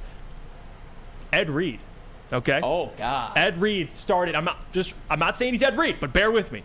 Ed Reed started 16 games, 5 picks, 12 pass deflections, no forced fumbles, but still. Ed Reed won defensive what are we rookie of saying the year. here? What are we saying here? I'm just saying. Well, hold on. I'm just saying. Hold on. Bear with me. Do we have Ed Reed on our team? Hold on. All I'm saying is, when you want to bring up intriguing, we have a guy who had similar numbers than arguably the greatest safety of all time. Not saying he will be Ed Reed. But what I'm saying is that's intriguing. Like what he's saying is he's on that path. Just to see he's Kirby on the Laporta Hall of Fame. No, I'm not. That's what it is. At least if I call Kirby a Hall of Famer, he actually played a season. All right. That's what makes my take on Laporta even better. I'm calling it before he even plays. I just need to see his college resume and his film. That's all I needed to do. So. Just to kind of clarify here, Kirby is intriguing because those numbers he put up, I'm telling you, in 14 games started, like, who knows, as he gets better, when the game slows down, he's playing 17 games. Yeah. Woo, he does I want to see his numbers through a 10-year career. And he does have dudes around him now. Like, that secondary is it's way different than last year.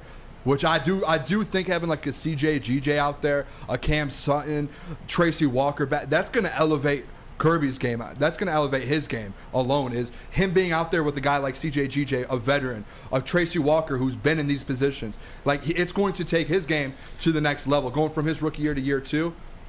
I might be with you, John. I don't know about Ed Reed in the Hall of Fame, but Kirby's going to have a year this year. I knew this would happen. All right, I'm not saying Love your he's research. Ed Reed. I'm not saying he's going to be in the Hall of Fame. What I am saying is, isn't that intriguing? That his rookie year... we have Ed Reed, and it's very intriguing. Very intriguing. That is a very intriguing That's all I'm stat. saying. Noted. Kirby Joseph, all right? A little, slightly less numbers than Ed Reed in his rookie year. What were the stats again? One more time? So, Kirby Joseph started in 14 games. 4 picks, 8 pass deflections, 2 forced fumbles. Ed Reed, his rookie year, started in 16 games. 5 picks, 12 pass deflections, 0 forced fumbles. But he won Defensive Rookie of the Year. So think about that. Kirby wasn't even in the he was just like, hey, it's Kirby. Like, it wasn't even in the conversation. Yeah. He had a quiet, really good rookie year. So what I'm saying is, how is that intriguing? How is it not intriguing to see Kirby's potential stats through a 10-year career? Who knows? Chuck Brewer, Jeff, you're saying Joseph is the best player of all time?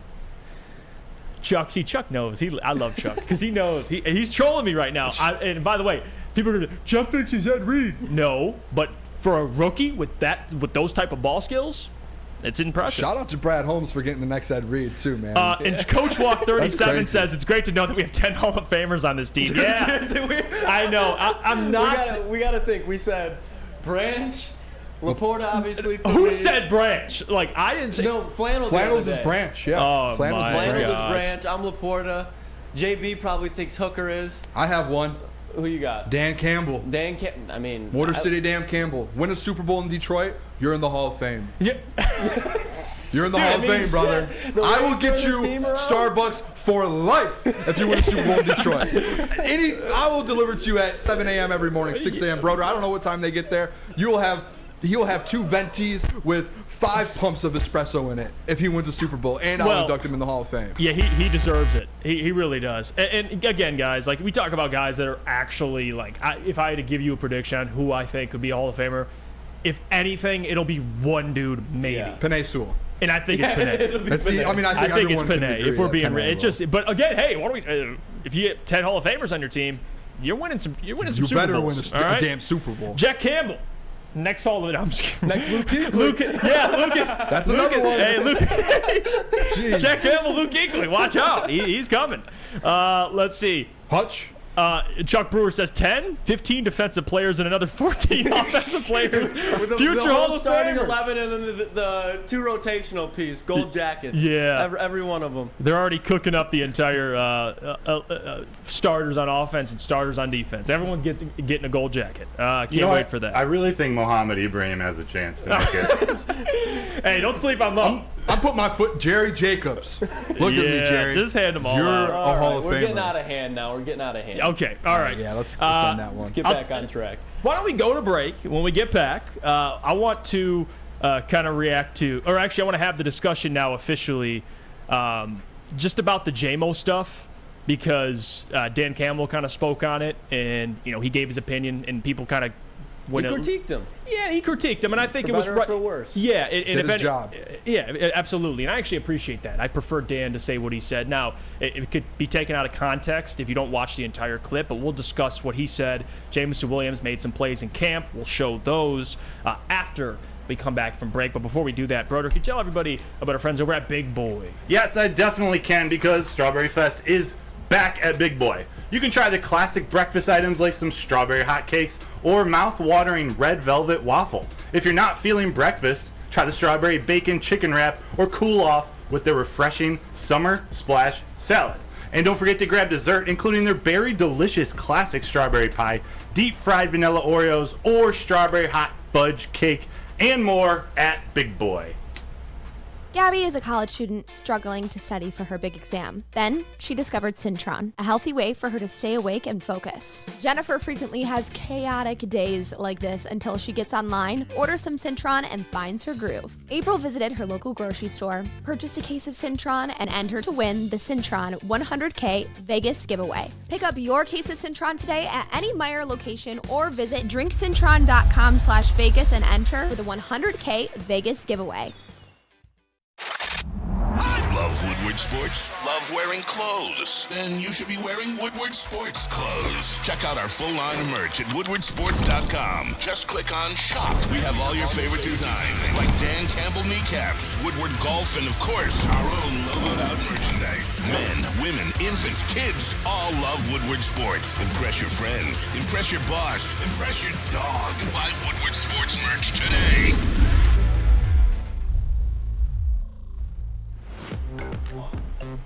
How would you like to win a $100,000 getaway to Vegas? Buy Syntron. Take your closest friend or family and live it up in the city that never sleeps. It's a Syntron energy. Drink it and live it. Purchase a 24-pack today and you're, already entered the win, the 100K Vegas getaway. DrinkCyntron.com/Vegas. Or buy a Syntron at your local Meijer store. Syntron, the healthier energy drink with a great taste, is the choice of people who desire to look good, feel great, and be the best versions of themselves. DrinkCyntron.com/Vegas for more information. Welcome, everybody, back to the Morning Woodward Show here on the Woodward Sports Network. We got the whole crew joining us. Booner filling in for my guy, Sam Flannel. He'll be back Tuesday. Booner doing a great job. Appreciate you, my man. Long snapper of the year. Long snapper of the year. Broder filling in for JB. Let's go. JB will be back tomorrow, if I'm not mistaken. But Broder's doing a great job, man, holding it down for us. And then we got Lucas and me, as usual, holding it down for the Morning Woodward Show. Don't forget, hit the like button. We'll try to get you over 120 likes by the end of this segment. No, let's do 130. 130. 130. Jeff did say if we hit 200, he may cut his hair again. I never said that. You go blonde? That is rude. He said if we get to 225, Jeff will go blonde. Yes. Blonde tips at 225. Frosted tips, Jeff? Frosted tips. No. Doesn't even have to be the permanent ones. Just like a little spray on. What like number would we have to hit for you to get frosted tips? I will do it with you too. Dude, like 500. 250. Make it happen. Share it right now. Let's hit 250 and I'll do it with you. Oh my god. Broder, you would do it though. Like I could pull that off for sure. I don't know if I look like Justin Timberlake. I don't know if I got the kahunas to do that. I would just look like a complete bozo. But hey, it is what it is. Bozo. Not saying people have frosted tips or bozo. I just couldn't pull it off. I can't. It just ain't going to happen. But I'll tell you what is going to happen. Jameson Williams about to eat when he comes back. You got the clip of him cooking Cam Sutton? Ooh, I definitely do. If you do it, you got to see this, man. This is the day after that, all these trash media outlets were coming out saying Jameson Williams is struggling in practice, which he struggled in practice. My problem is they left out a lot of the details, the good things that he did in training camp. It's a lot of one-sided tunnel vision It's one-sided. stuff. He punched a teammate. He was dropping footballs. What about cooking C.J. Gardner-Johnson at the goal line? Yes. How about that? We got to mention that. Or the other 3 fights that happened at practice. Broder witnessed it with his eyeballs. All right. Well, here you go. Here's the Jameson Williams clip cooking Cam Sutton in practice.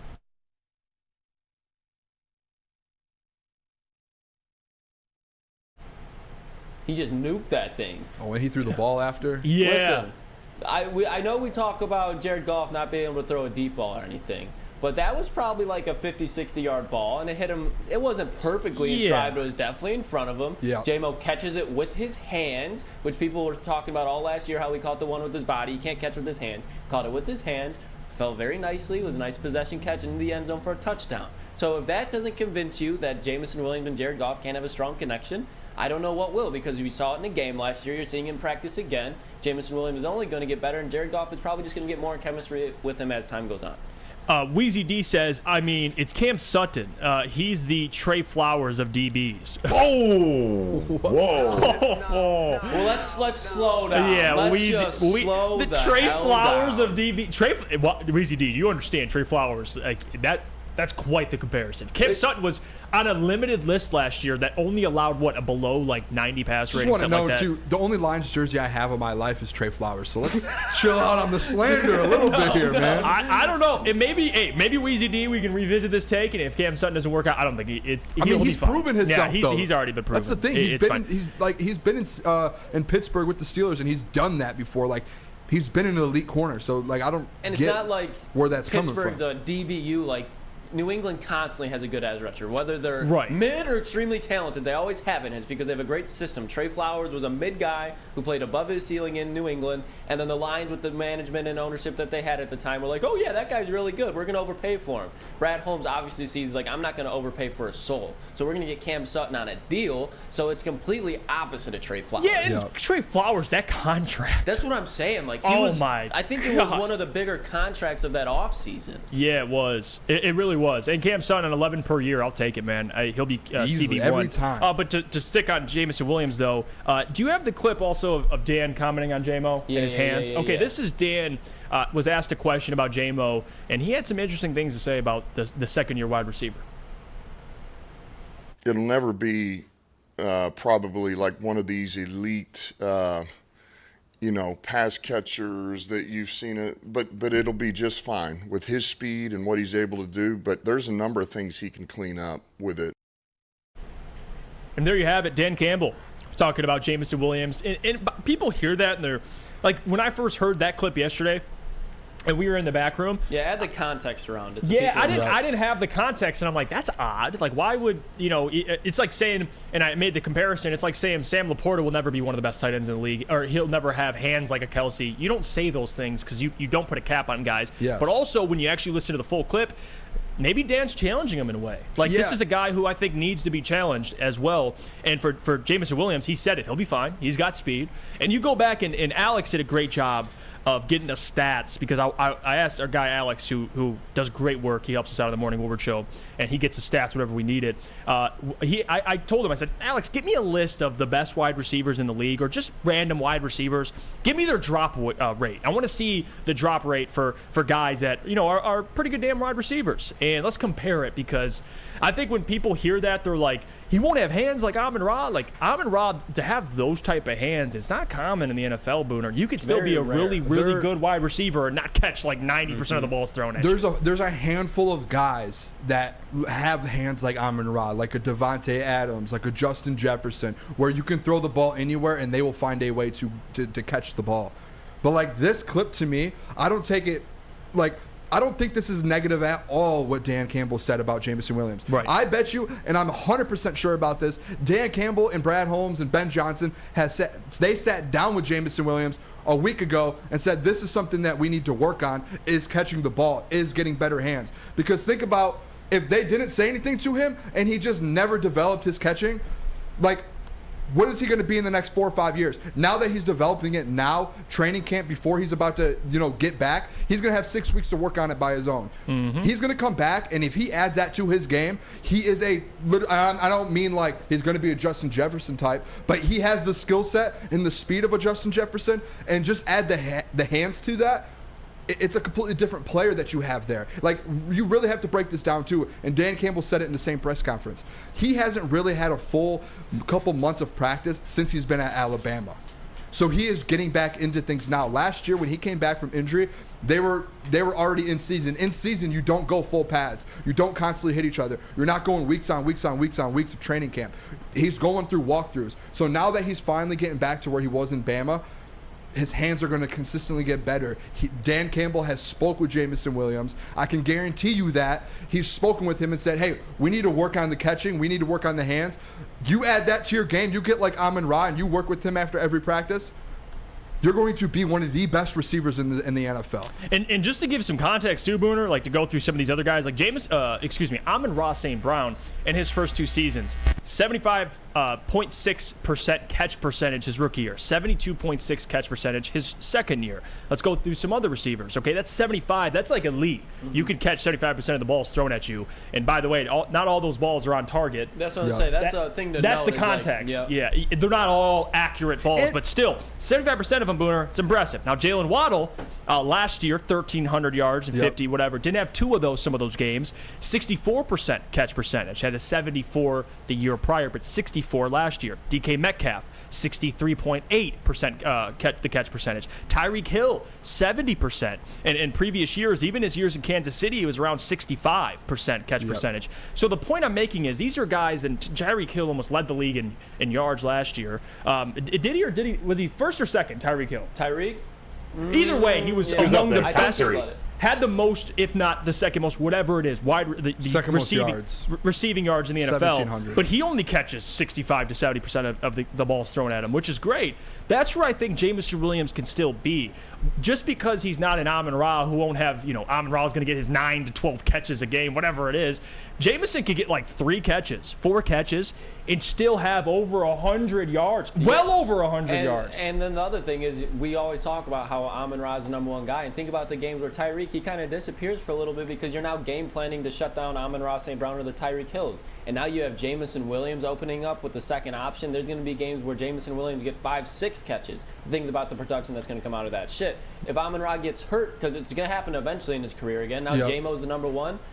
J-Mo could get 7, 8, 9, 10 touches and think of what he does with that production. Think about this too, is earlier on the show, we talked about Amon-Ra St. Brown, and what was the one negative we said about him? Kind of he doesn't have the Tyreek Hill, Justin Jefferson speed for yards after catch to where he can go break out. That's why he fell short of some touchdowns. Jameson Williams has all of that. Right. That's something you can't teach. You can't get that. You can't get that skill set that Justin Jefferson, Devontae have. Jameson Williams has that skill set. You can go out there and work and improve on your catching and get better at catching. So if he does that, he just elevates himself, and that's where Dan Campbell's calling him out to where they've had the conversations, and I can't see the negatives on it. And someone put in here in the chat, can't remember who it was. It's essentially a rookie camp for J-Mo. It is. And for the criticism, to me, I get you want to criticize him because of it's his second year. He was injured, suspension. Get that. Let's be realistic in real world sense here. Mm-hmm. This is his first training camp. This is his first real reps since Alabama, since the national championship game 2 seasons ago. And Booner, look before Alabama. 2 years at Ohio State, 15 receptions. Yes. Didn't even really play at all. So Alabama, his junior year, was his first year playing an entire season, being as involved as he was in that Alabama offense. And that got him drafted. He missed most of his first year. So when Dan says he needs reps, and that's why he's going to get preseason reps, that's the other thing. He's 100% correct. I can't wait for preseason. I'm excited to see him get those. I always get excited for preseason just because football is back, but now we have a player that we know is going to play meaningful time later in the season, and he's going to be getting probably fed a little bit through the preseason. We're going to see what he can do against second-string guys. I mean, I know it's not like, J-Mo's balling out there. He's going to be because he's on second-string guys, but just seeing what he can actually do, and he's going to be on a completely different level of talent compared to the guys out there. It's going to be fun to watch. What do you think, Broder? How did you interpret that? What do you think of Dan's comments on Jameson Williams? I think what I wish he said, what I'm sure a lot of people who follow the Lions wish he said was, he just dropped a couple balls. He's gonna be fine. He's not the hands guy on our team, or he's not the Justin Jefferson type, but the dude's electric, and we're still gonna find a way to use him. His energy, explaining that he's not gonna be this elite pass catcher, you're dude, why is he even got to say that? We're all here defending Jameson Williams. We want some positivity. Then you follow it up a few minutes later when he's talking about Denzel Mims, and he's like, it sounded completely Mims. different. It sounded different. I just think I think they have a plan with Jamison. I think they're all on the same page, and they're just working through some of these kinks through training camp. And maybe I'm off on this, Broder, but because I thought the same thing. We talked about this yesterday too, like his response with Denzel Mims from Jamison. Do you think part of that is just Dan being sick of talking about J-Mo? Not that it's anything on J-Mo, but he's like, guys, he's so. fine. Like, I think so. That's kind of been the conversation. I know we've talked a lot. Just Woodward Sports has talked a lot about it. All media outlets have talked about it. But I think that's part of it is just like, dude, really? Like, Jamison again? Yeah. Like, I get it. And those are questions you have to ask, but I'm sure it's a little bit of that, too. And let me give you one quick story. The first ever game I pitched at Michigan, we were playing Lipscomb down in Myrtle Beach. The very first warm-up pitch I threw, about 10 feet over the catcher, hit the backstop, nowhere near the strike zone. The first pitch in the game I threw it right into the dirt, nowhere near the catcher's mitt, strike zone. Then that very first batter, I ended up hitting him right in the ankle. I don't even know if it was nervous. I had all this pent-up energy that I couldn't put forth all the work in the practice. Yeah. I was a control guy. I was a strike thrower. But for whatever reason, that first game, that first time I was out there, I just couldn't contain it. And I feel like that's part of what's going on with Jamison right now. He's just so excited, and his energy, he has so much energy out there. He loses focus, and he drops the ball in practice when he's wide open. Actually, that's a great point, Broder. And by the way, Broder's a gamer. The guy's a gamer. I can still hit a home run on Broder. No way. I'll hit a bomb. We've talked about this before. Booner. You're hitting the Taco Bell down the street, then going home. And then I'll hit a bomb on Broder. Broder's striking people out. You've got it wrong. The KFC's right here, brother. I'll tell you what though. You're right, Broder, because when J-Mo did actually get more involved late in the season, Green Bay, that primetime game, he caught that football. Mm-hmm. Yes. It was just call it back. It always, to me, it just comes back to this is his first real training camp. The butterflies are going. The energy is going. That first day he was back, and we see all these reports of him dropping 3 passes, getting in a fight. It's like, he's going to, this is his first camp in 2 years. What are we talking about? Yeah, the fight stuff is just ridiculous. It's insane. There was 4 fights that day. And we talked about his. And by the way, Travis Kelce punched a dude in the back of the head twice. And no one Trayvon Diggs is being Dak's daddy, and nobody cares about that. Hey, but it's okay, Daddy. Dak straight to his face, and they're talking about J-Mo over there. Travis Kelce can hit people because he won a Super Bowl. J-Mo can't get in a scuffle because he has a suspension. What are we doing? It's football. You know what's starting to make sense, and I know you're about to go to break. Villains. I think Brad Holmes and this villains. I love it. Mantra. It's starting to make a little more sense. I cannot wait. I can't wait for football, man. Today, Kellen Mond. You can't wait to watch Kellen Mond today. There's a couple, and we'll do it at 9:40 because there's not much trending, and we can talk about that. But I can't wait to watch it. Me and Boone staying here all day. We watch it in the war room. Yeah, hey, if anyone wants to, or any of you boys here want to say we're getting pizza, football, beer, pizza. You guys, hey, football's back, baby. You guys are the goats. He's gonna watch his long snapping idol. I have a bet for everyone at the end. Oh, you're going to want to be there for that. We're betting on the first game. I don't care if I win or lose. We are betting on this thing. Hall of Fame game bets. Guarantee that. Yeah, Booner betting, and also we got to talk about Randy Wise. That's what we got to do right now. Booner, could you do that for us? You know what? I'll tell you about it. Let's do it. You know what? Because what could be better than watching celebrities like Braylon Edwards or Darren D-Mac McCarty play golf? How about playing golf yourself and being treated like a celebrity? That's what you can do at Randy Wise. Messed that one up a little bit. So, let's go.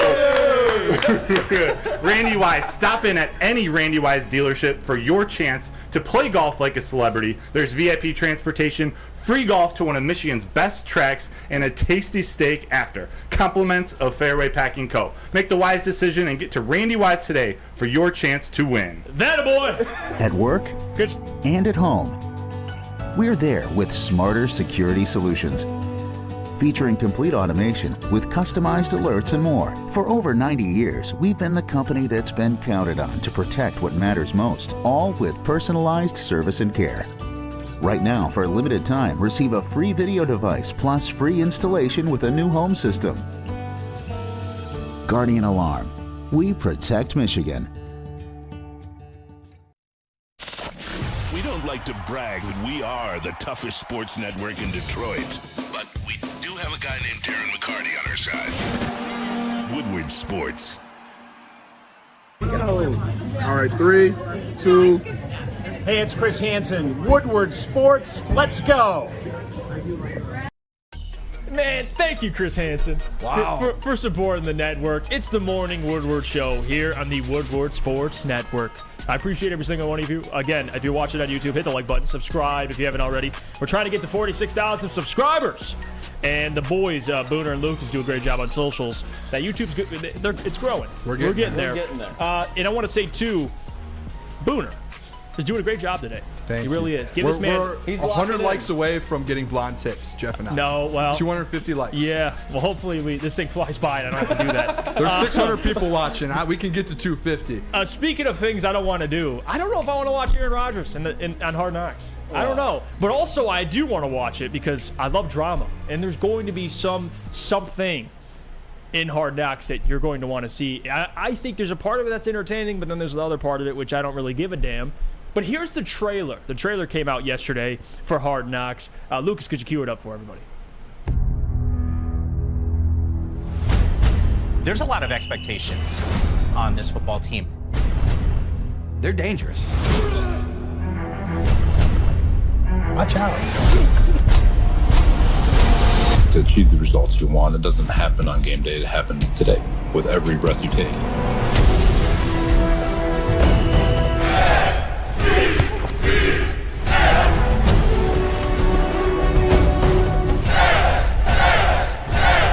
This guy is one of the greatest quarterbacks of all time. Push each other. Make it hurt. It's time to rewrite our story.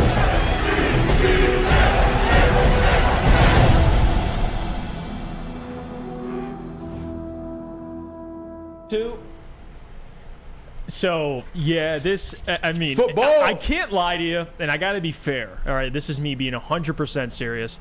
That trailer's pretty hype. Like, it's football, bro. It's got the juices flowing. It's football, like the Jets chant. It's all great. I can't wait. I can't wait to watch, to wait and be in person to watch the Jets just crumble in the playoffs. Yes, I can't wait. Not even.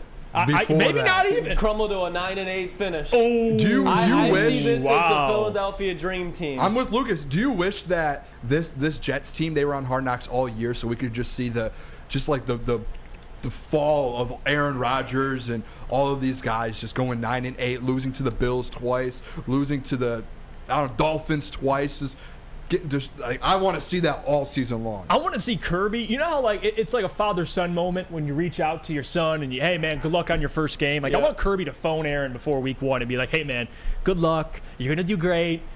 Make sure you don't forget your lunch you packed. Go out there and have fun. Do we enjoy see a yourself. Kirby experience? Kirby or a Kirby kind of like on the show at all? Kirby, like some highlights. They do. And now the Jets quarterback coming from Green Bay after a rough finish. This is Kirby just picking him off. I think we see Kirby on Sunday night. I think he's on Hard Knocks. Yeah, no, I think you have to have Kirby. I mean, you have to have at least the father of Aaron Rodgers. Like, you have to have him featured in this 100%. somehow. Now, I guess the question I have for everybody: You watching this, Booner? 100%. I'm dialed in, dude. Anything. You dialed in? Think about this. We haven't had football, the USFL, XFL, whatever. I don't really watch that. We haven't had real football in like 8 months. I'm going to pop up some popcorn on Sunday night. I'm going to grab some type of drink, and I'm going to sit on my couch and I'm going to be dialed in as soon as it hits HBO Max. I will refresh it until it pops up like I did last year. Do you watch? Are you a big Hard Knocks guy? Or are you I just never was interested until in last year. So now, okay. But this is like the thing with Hard Knocks. If you can make it interesting, people are going to watch. You just took the most intrigue. We talked about intriguing players. You just took the most intriguing team outside of the Detroit Lions and put them on Hard Knocks. Well, the best part of it is they don't even want to be on Hard Knocks. Exactly. That's what's even more intriguing about all of it. I want to see that. how just pissed off during these interviews. These guys are just obviously I do not want to be here. I want to go out there and play ball. They're sitting there having to answer the questions from the 30-year-old blonde intern that's just interviewing them, and they're like, I don't want to be here right now. You know what I do want to see in this Hard Knocks? The only thing that I'm looking forward to seeing is Garrett Wilson and Sauce one-on-ones. I want to see those guys because they showed a little bit of the clip. It's going to be dirty. It was on social media. I want to see those guys go at it because I'm telling you, that's iron sharpens iron. Now, Aaron Rodgers and his stinky hair, I don't really care, man.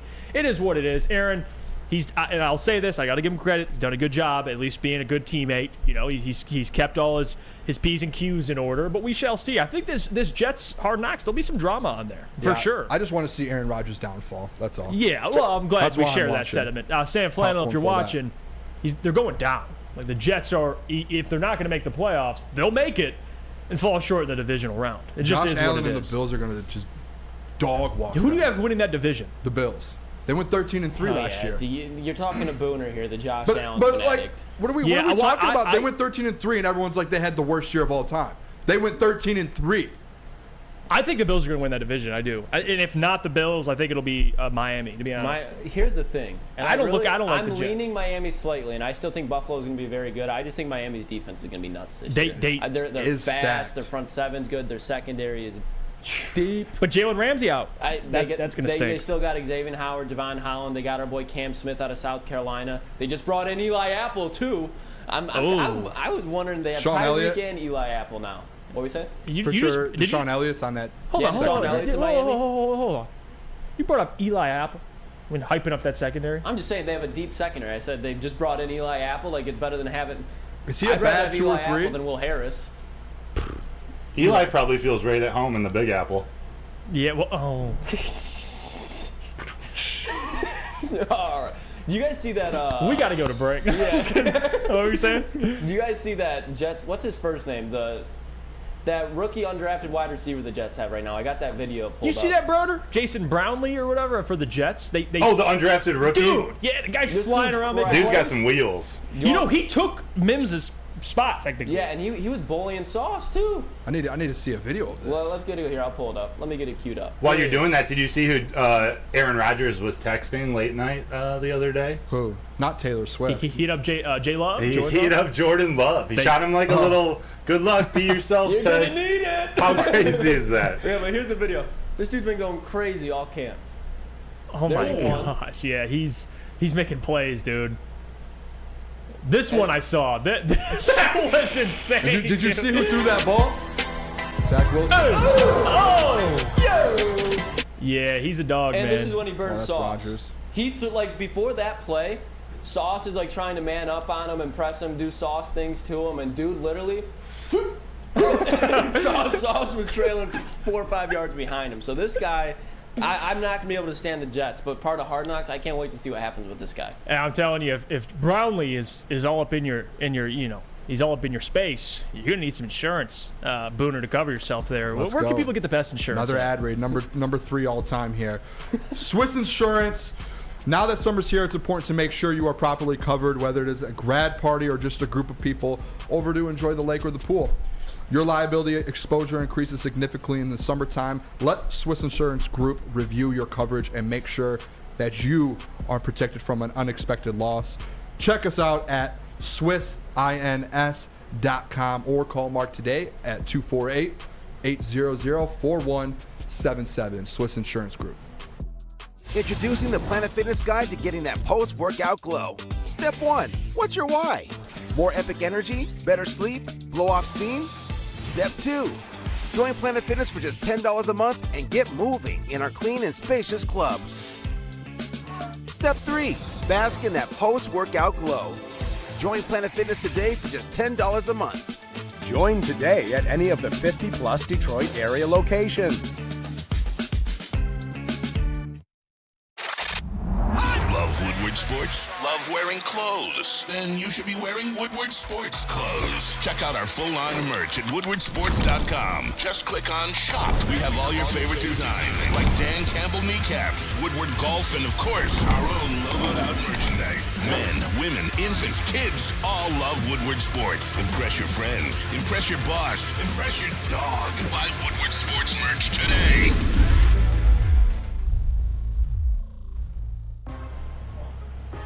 Welcome, everybody, back to the Morning Woodward Show here on the Woodward Sports Network. It's almost that time. We're getting towards the end of the show here. Appreciate you guys for sticking with us and remaining just as supportive as you guys are. Don't forget, hit the like button. We're almost at 170 likes, guys. Almost 250. It's climbing up. Yeah. 250 for what? tips. I said 500. All right, 250. okay. I ain't getting no Well, we're still frosted almost tip. there. Well, Booner will do it at 250. Yeah, well, there you go. Booner, you could do your It's going to be the spray on, but I'll do it. We'll get some spray. We'll get some spray stuff. I'll do it. Live on air. You gotta love Booner. Yeah, Monday. If we hit 250, we'll have the spray on Monday. Now, fellas, you know what time it is. Check your watches. Oh, yeah. What's trending with Lucas? Lucas, what do you got for us? Well, it's going to be a short what's trending, but I found this video last night, and I really hope these guys are kidding, but something in me is just telling me that they're not. Talking about the WNBA, and this is what they had to say. If the Liberty were to play an NBA team, which NBA team do you think they could beat? They could beat the Nuggets. Miami? Yeah. The Timberwolves? The Knicks? The Knicks. No, none. I think any. Why not? Let's go for it. Let's put them in training. Detroit. Yeah, Houston stinks. Washington stinks. The Wizards. Maybe the Washington Wizards? I feel I'm like a Wizards fan, and so many people have said that. It's breaking my heart every time, but they're right. Oh, look. I get we're about equality and all of that, but as the GOAT Dave Chappelle once said, if things were equal, there would be no WNBA. You would just be good enough if you're a woman to play in the NBA. So we're gonna excuse the NBA out of this. Do you think that a WNBA team would be able to beat a Power 5 Division I men's basketball team? That's just like the NBA. Well, what? 0.0. And this is the thing. It's I hate it. You're making me. They could beat the Nuggets. Hell no. Now, guys, and this is the thing, and this isn't anything sexist or anything. This is just reality.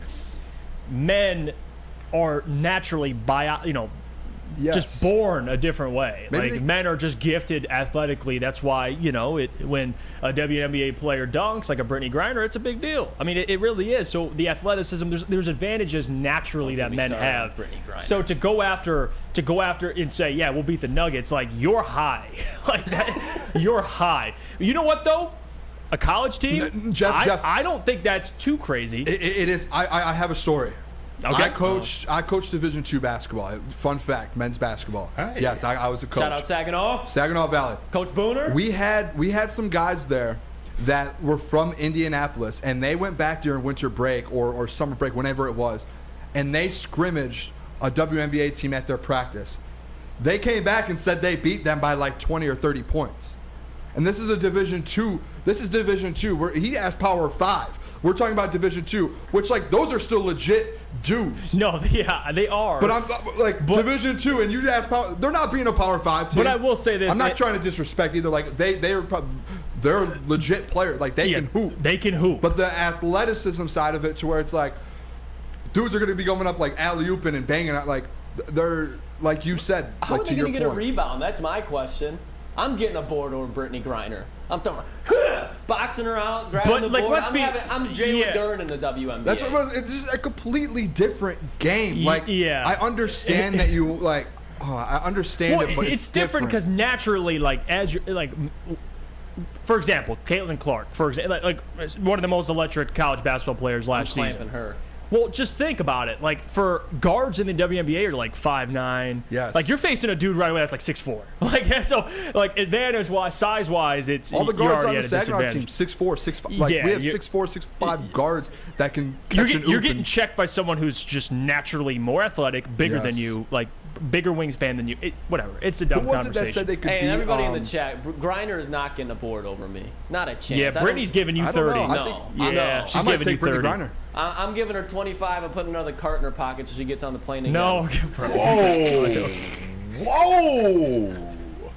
Yeah, this show's off the air. Mailbag.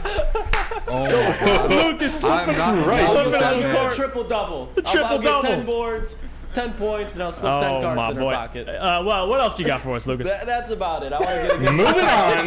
WNBA slander. Thank you. Next. I'll never forget when the heavyweights brought up the all-rookie team, and it was a chick averaging 0.5 points. And again, this is the difference, right? The NBA, the WNBA, there's a big talent discrepancy. What about the soccer player that was dating Sue Bird? said that Sue Bird was like the best athlete of all time. Whoa. She averaged like 11 points per game. Well, well, maybe not the best, like statistically, but accomplishment-wise, I know it's women's, it's different. But I need like, a breakdown her on that, accolades, she's got a ton of accolades, man. She's not even the best athlete. Breakdown. Someone break that down for me. She's please. not even the best athlete in her family. Really? Yeah. No ma Garcia Parra. Yeah, that's true too. They had an epic Gatorade commercial back in the day where it was like, anything you can do, I can do better. It was awesome. Soft Jones says, I body Griner low all day. Oh, God. Cobezilla says, I hate Griner, but you're not doing anything against that dude. Cobezilla. Hey, they don't know. No, I think they do. They don't know. Ryan's reaction says, I could lock down Griner. Oh, geez, now everyone's going. Let's see. Doughboy Steve, what are accolades? Well, I don't know what that. I mean, do you not know what accolades are? Check Sue Bird's resume. It's a lot there. Now, Sue Bird's sick. No, She is sick. I'm not now. Hold on. I'm not saying compare. Obviously, the level of achieving those awards for men in those type of sports, more competition. But like, again, when we get off the air, I would love for you to like homework assignment, Jeff. Please get me that resume. I could give it to you right now. Sue Bird's unreal. Like, there shouldn't be Sue Bird slander. She's awesome. Yeah, I mean, dude. How many Sue WNBA Bird, championships? USA basketball female athlete of the year, 4-time WNBA champion, 13-time All-Star. Don't care. You go back in the Russian league, she won 5 National League champions in Russia. Like 2-time NCAA champion, like the Naismith Award, AP College Player of the Year. Like, I'm telling you, Booner, I get what you're saying, but there's more. By the way, I didn't even get to all of them. There's So like, let's break this down. Compare that to Michael Jordan. No, I'm not doing that. Kobe. I'm not saying. I'm not even. She's got a lot of accolades. No, I'm just saying, guys. It's not like Sue Bird. Tom Brady's resume. We're talking Sue about Bird. the greatest athlete of all time. Serena Williams is a better female athlete. Shout than out Sue Bird. Serena Williams. Well, yeah. I mean, dude, like, of course. But I'm saying for Sue Bird, don't be. She's not a Jane Doe. She's Shout out to the GOAT, Tom Brady, today, by the way. Why? It's his birthday. Oh, wow. Happy birthday, Tom Brady. Happy birthday. There you go. MFN Jester, Caitlin Clark is legit.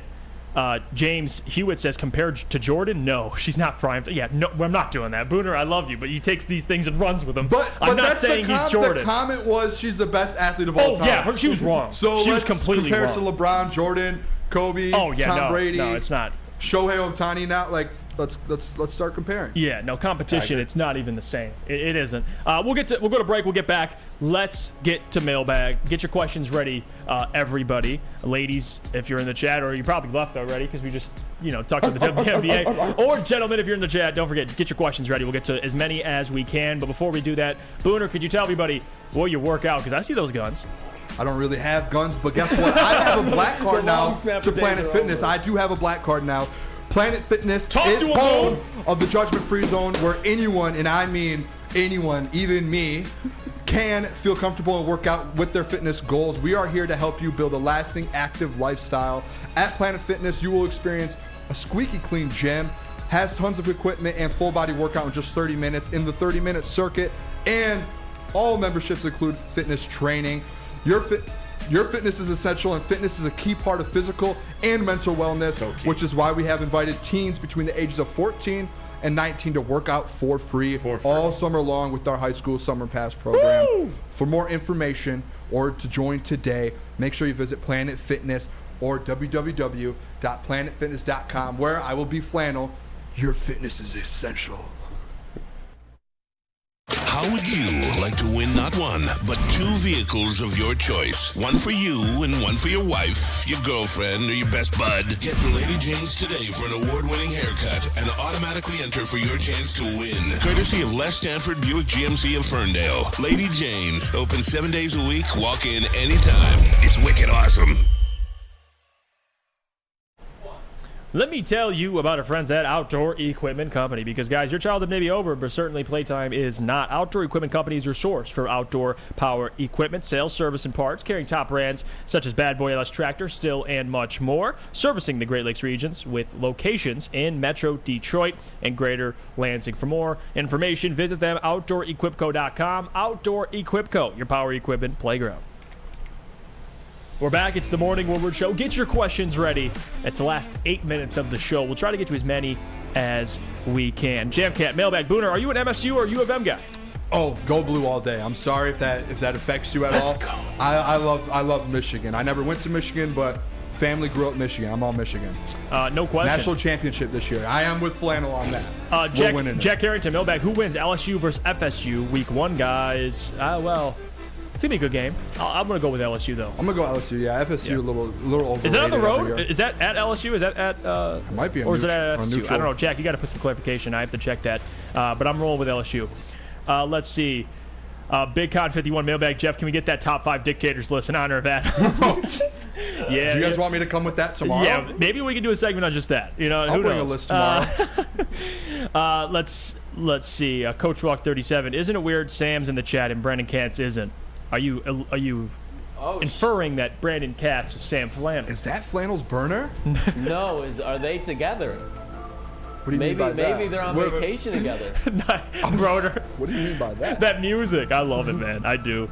Let's say Eric says, mailbag, will Broderick Martin be the starter over Bugs? I think Broderick Martin, I don't know about initially, but I think as time goes on, he's going to be in some packages, especially against the run. Dude is like 6'6", 6'5", 330. Like, you're going to want that dude in those situations. Yeah. But snatching it from Bugs, I don't know. It depends. He's on his way. I mean, Aaron Glenn had his press conference the other day, was like, chill out on the first team rep talk with Broderick, but he still continues to be in those first team reps. Mailbag Lucian asked, mailbag, Herbert with Quinn as his new OC. What? Kellen Moore is his new OC. Kellen Moore, yes, Kellen Moore. Quinn as his new OC. That's, I think, pretend he meant Kellen Moore. Yeah, Quinn was the, I'm pretty sure this is the Cowboys Bob DC. Quinn? Yeah. He probably just got mixed up. Yeah. Believing the team stays healthy this year, questionable running game. Herbert will have the best year of his career, win MVP. I bet Booner is with me. Booner, are you with me? 100%. Last year, I was on the bandwagon of Justin Herbert. He was you can even go back and look at old videos here with Woodward Bets. He was my MVP pick. I thought he was going to have that breakout year last year. You add in Kellen Moore now to this offense. They have another receiver with what's his name from TCU. Mm-hmm. Quentin. Yeah, Quentin Johnston. So if you add Quentin in there, I do think he has a chance to be in that MVP race this year. Let's see. No. What'd you say? No, I don't think Herbert is. I'm saying no. I don't think Herbert is. Let's see. Matt says, mailbag, can Flannel make a bet with me about how Jameson Williams will transform this offense and how he will want to apologize for all the hate that he has showed him? And the Sam Flannel, man, he really, all Sam has been critical of is he doesn't like when people, crown guys before they do anything. And there is a part of that I don't agree with. Me and Sam argue about that stuff.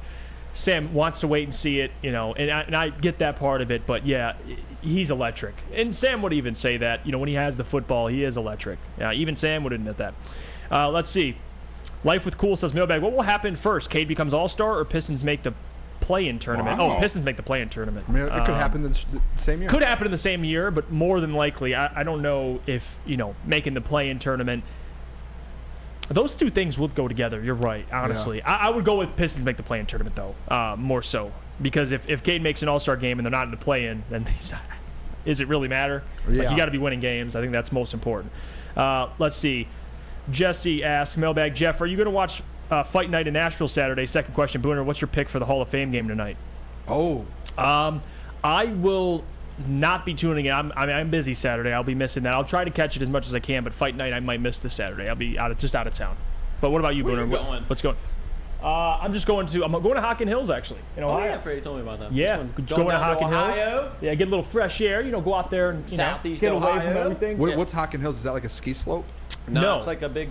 It's actually really pretty. It's where like TJ a grew nature up. park.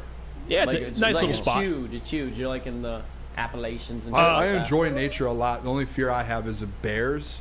I'm terrified of bears too. Yeah, so who is it though? Like who worries me at these parks Ben that I go to. Johnson? Who looks Dan at a bear? Campbell. Who looks Ben at a bear? Johnson, I mean, maybe Brad besides Holmes. Habib. Aaron Glenn. Dan looks Campbell at would be the Ross only Brown? one. Jared Who Goff. looks at a bear and says, "I want the smoke"? Like that. I don't know if that's a real thing, but it is what it is. He also asked though, Jesse, who wins in the Hall of Fame game tonight? I don't have a winner. Who got a cares? bet, though. Do He's got have a a bet. pick though. Booner bets. You gonna save it? We're hammering the over tonight. 33 and a half. I don't care. We're hitting the over. I don't bet. I will bet unders. Not today. Not the first football game of the year. I know this game goes over a ton or under a ton. Last year it went over. This year it will go over again. I think Josh Dobbs, Zach Wilson. Yeah, dude. Just listen to what you just said. Those two guys were second. Those two guys were second and third team defenses. They're gonna be airing it out all night long. You see the Zach Wilson no look pass? Oh, jeez. I'm telling you, take the over tonight. Take the over. Jake asked mailbag, or mail sack, actually, pause, but that is indeed what we're talking about. It's mailbag, a.k.a. mail sack. He says, Booner, who is winning at the MIS this weekend? Oh. Big racing guy Booner is. I am. Man, I'm trying to think of who are good speedway guys, super speedway guys. I always take Kyle Busch. That is my guy. Shout out. You know what? I might take this week. I actually might take Bubba Wallace. Bubba Wallace. He's good. He's good at Michigan. He's good on these tracks, on these super speedways. He needs a win, I believe, to basically get in. He's fighting for a playoff spot right now. Bubba might be it. They have playoffs in NASCAR? They do. People are fighting to get in the playoffs right now. NASCAR is fun. Is it like a one race NASCAR thing is legit. where it's like the playoffs is just one race? No, it's like they cut it off at a certain point. 15 players get in, or drivers, and then each week guys are eliminated. What about this one? Stephen Gould, more likely to happen. Gibbs has 1,500 all-purpose, or Branch has 4+ interceptions. I think Gibbs, 1,500. Gibbs, yeah. I think Branch in his career, of course, but with CJ Kirby, like the amount of ball hawks they have, I don't know. The opportunities will be there for Gibbs, and that's a guarantee. Yeah, no question. Let's see here. Eric Warren, mailbag, who gets the cut, Green or Barnes? Meaning Derek Barnes and Antoine Green?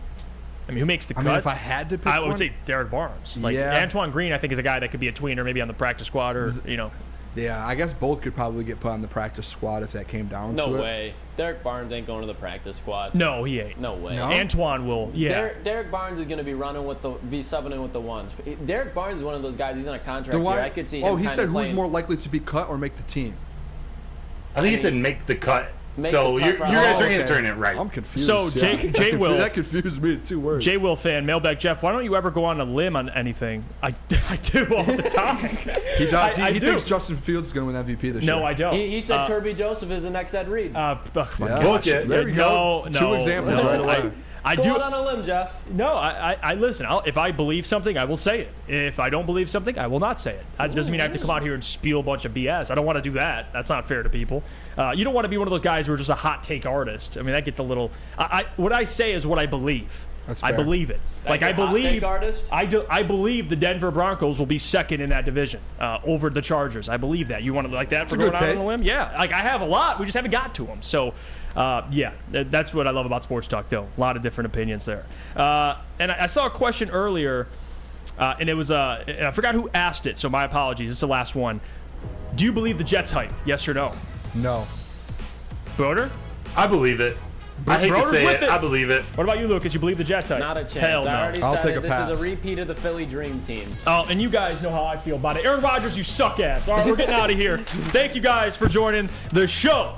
It is Thursday. We'll be back tomorrow for a great Friday show as well. Don't forget, before you leave, hit the like button. We'll try to get to over 200 likes by the end of the stream. Again, we got 4 more. Hold on. We have 4 left. Let's just get to a 200 real quick. Get the 4 likes. Get that thing to 200. I see 197. Get that thing to 200. And 197, 198. 198. We're almost there. We're almost there. 199. One more. The show's over. 203. 203. Show's over.